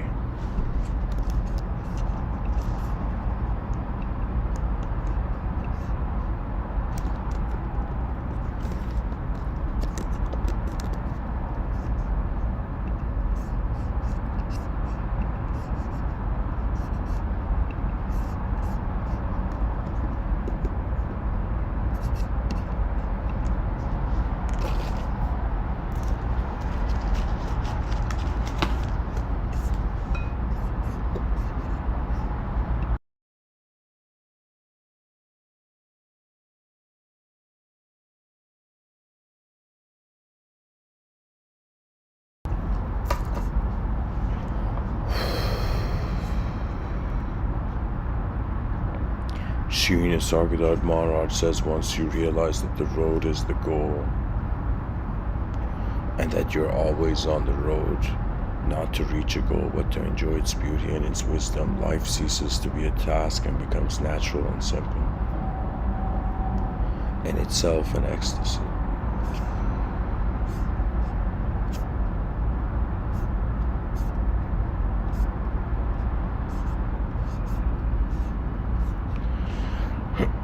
Shri Nisargadatta Maharaj says you cannot transcend what you do not know. To go beyond yourself, you must know yourself.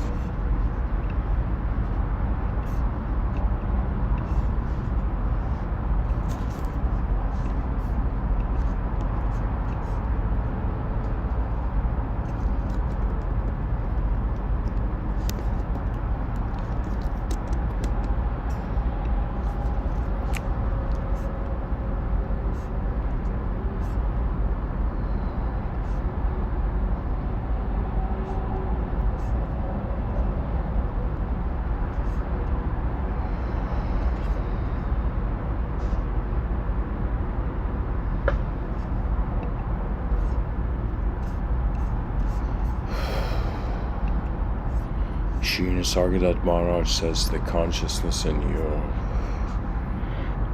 and the consciousness in me, apparently two, really one, seek unity, and that is love. Shri Nisargadatta Maharaj says it is always the false that makes you suffer. The false desires and fears, the false values and ideas, the false relationships between people. Abandon the false and you are free of pain. Truth makes happy, truth liberates.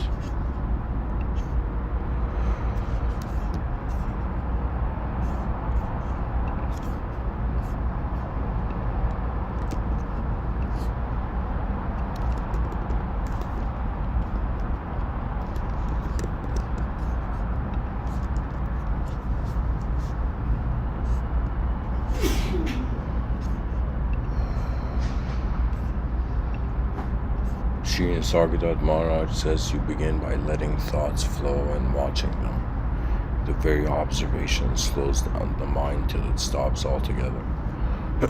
Once the mind is quiet, keep it quiet. Don't get bored with peace. Be in it. Go deeper into it. Shri Nisargadatta, don't get bored with peace. What a sentence. Shri Nisargadatta Maharaj says if you could only keep quiet, clear of memories and expectations, you would be able to discern the beautiful pattern of events. It's your restlessness that causes chaos.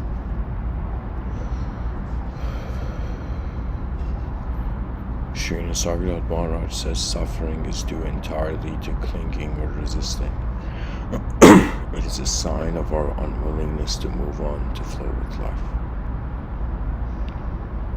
Sri Nisargadatta Maharaj says you want to know yourself, for this keep steadily in the focus of consciousness. The only clue you have, your certainty of being. Be with it, play with it, ponder over it, delve deeply into it till the shell of ignorance breaks open and you emerge into the realm of reality.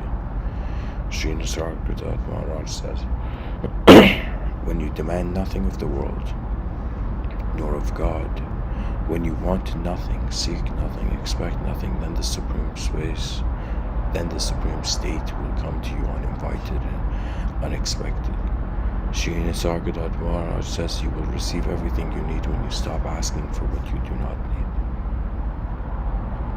Sri Nisargadatta Maharaj says realize that your world is only a reflection of yourself and stop finding fault with the reflection. I think I read this. Attend to yourself, set yourself right mentally and emotionally, and the physical self will follow automatically. Sri Nisargadatta Maharaj says whatever happens, happens to you, by you, through you. You are the creator, enjoyer, and destroyer of all you perceive. Sri Nisargadatta Maharaj says love is not selective, desire is selective. In love there are no strangers. When the center of selfishness is no longer, all desires for pleasure and fear of pain cease. One is no longer interested in being happy. Beyond happiness there's pure intensity, inexhaustible energy, the ecstasy of giving from a perennial source. Sri Nisargadatta Maharaj says don't try to understand it, it's enough if you do not misunderstand. Sri Nisargadatta says don't rely on your mind for liberation. It is the mind that brought you into bondage, go beyond it altogether. Sri Nisargadatta Maharaj says nothing can trouble you with your own imagination. Sri Nisargadatta Maharaj says all you need is to stop searching outside for what can be found only within. Set your vision right before you operate. You are suffering from acute misapprehension.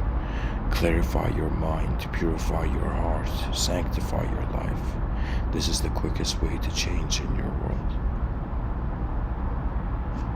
Sri Nisargadatta Maharaj says the world only has as much power over you as you give it. Rebel, go beyond duality. Sri Nisargadatta Maharaj says nothing perceivable is real.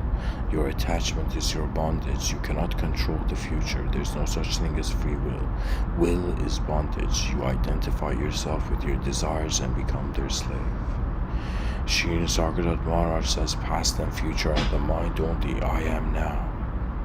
Sri Nisargadatta Maharaj says love is not selective, desire is selective. In love there are no strangers. Sri Nisargadatta Maharaj says nothing troubles me. I offer no resistance to trouble, therefore it does not stay with me. On your side there is so much trouble, on mine there is no trouble at all. Come to my side. Sri Nisargadatta Maharaj says suffering is a call for inquiry. All pain needs investigation. All separate. Sri Nisargadatta Maharaj says all separation, every kind of estrangement and alienation is false. All is one. Sri Nisargadatta Maharaj says, when I say in quotations I am, I do not mean a separate entity with the body as its nucleus. I mean the totality of being, the ocean of consciousness, the entire universe of all that is known. I have nothing to desire, for I am complete forever. Sri Nisargadatta Maharaj says, deepen and broaden your awareness of yourself and all the blessings will flow. Sri Nisargadatta Maharaj says you need not seek anything, all will come to you most naturally and effortlessly. Sri Nisargadatta Maharaj says a quiet mind is all you need, all else will happen rightly once your mind is quiet. As the sun on rising makes the world active, so does self-awareness affect changes in the mind. In the light of calm and steady self-awareness, inner energies wake up and work miracles without any effort on your part. Sri Nisargadatta Maharaj says, once you say in quotations, I want to find truth, all your life will be deeply affected by it. All your mental and physical habits, feelings and emotions, desires and fears, plans and decisions will undergo a most radical transformation. Sri Nisargadatta Maharaj says, the sum and substance of my teaching is this: don't be dishonest to your vital breath. Worship that only, abide in that only, accept it as yourself. And when you worship in this manner, it can lead you anywhere, to any heights. This is the quintessence of my talks. Sri Nisargadatta Maharaj says, increase and widen your desires till nothing but reality can fulfill them. It is not desire that is wrong, but its narrowness and smallness. Desire is devotion. By all means be devoted to the real, the infinite, the eternal art of being. Transform desire into love. All you want is to be happy. All your desires, whatever they may be, are expressions of your longing for happiness. Guys, I guess what Sri Nisargadatta Maharaj is saying is that, me giving these talks is my desire for happiness. My longing for happiness, The membership section of this YouTube channel is a longing for my happiness.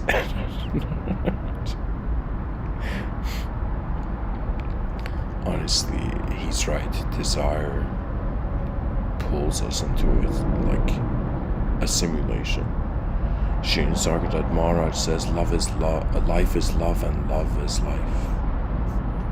And so that's the end of the quote time, guys. I read all the quotes of the website.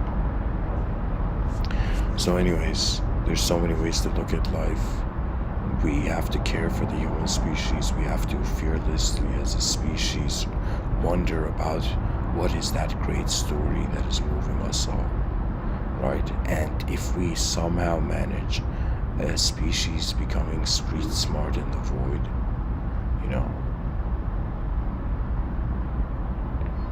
the advance is possible.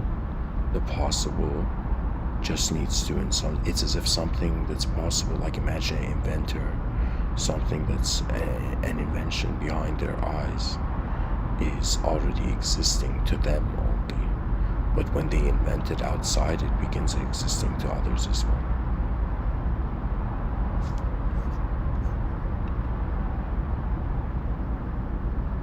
Novelty is the gatekeeper to a clarity beyond, I would say, memory. Novelty has an ability to recalibrate even one's memory. It's as if pretty much like, our past memories recycling, or is the attention identifying with new memories, right? That what that means is that every moment we're being the memory of our future self. Our decision making can shift the probability. As somebody says, it's like, time travelers from the future come to the past to change a small event, so like something tragically big doesn't happen in the future. And it's like people in the present haven't realized that their small actions can be changing the future. That's the remarkable thing of an interconnected, kind of universally intelligent event. As I call it, life is the grand happening. It's like we've all attended this next level event where a species realizes itself beyond an object and beyond a subject. So novelty is the only thing that's left. That means it's like, imagine everybody woke up one day on the planet, every human being, and they realize we're all explorers of an unknown world. Like the liberation that comes from that, the impossibility to judge a dynamic system. It's as if the person had beliefs, and then they're like, wait a minute, am I believing in a changing world? How's that even possible? And you see, really, that's it. That it's like every day we wake up, if we consider a new day, then it's like a new self believing whatever there is in the day. The wonders of attention, it's as if it's like a truly advanced humanity, whether immortal or mortal or whatever. A truly advanced humanity is a humanity where in front of its eyes it has decided upon the ultimate task, which is the advanced civilization. And behind the eyes of the person, the ultimate task is advanced communication, and it's another way of saying we want to understand the source of the intent, or the source of the animation of the moment. It's as if we're a creature that's existing and experiencing, and it's like an entity is happening in a world, and so we want to understand what is happening, how are we happening, and in some sense why we're happening, which has a purpose in the outer realms. Right, so it's as if it's like an advanced civilization. It's like the most advanced, like technically it's a civilization built by advanced beings. Advanced beings, the most ideal and the closest thing to an ideal and advanced being on planet Earth is like an enlightened being. And what an enlightened being means is a being that is detached from self and world. So the only thing that can remain is the ultimate. You see, there's a freedom that is based on a story of time, and then there's a freedom that is instantaneous. Behind your eyes, there's instantaneous truth. In front of your eyes, the world is changing. So to be honest is to suddenly notice, like, every person listening to me right now, every human being, you have been gifted a 4.5 billion year old in the making advanced technology. And the mind is the proof of it. The fact that we can be psychological entities as we're like existing as physiological entities, like this is some next level, possibilities of nature. It's as if technically if all the other lesser animal species could speak, let's say the birds and the squirrels, they'd be like, okay, this human beings are acting like aliens in the ecosystem. Rather than living in the ecosystem, they stepped out of it, made their own, forgot what it meant to be natural, technological innovation accelerated, and then wondered if they can return to the natural again. But the natural has always been there. You see, as long as a biological being is present, the archetype exists. Hope is in some sense the energy of shape. So for me, one of the biggest challenges just for the first species, just journeying into the void to land of time, is in some sense how capable it is to remember its human nature. The word human nature that's going to become divine in the future, let's say when cyberspace children are born and they're like, what is true humanity?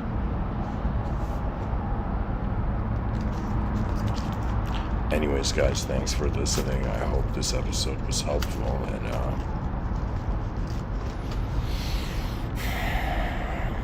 rise, mankind, rise.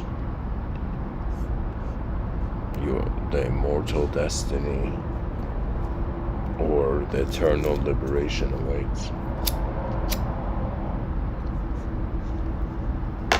The immortal destiny or the eternal instant. Namaste.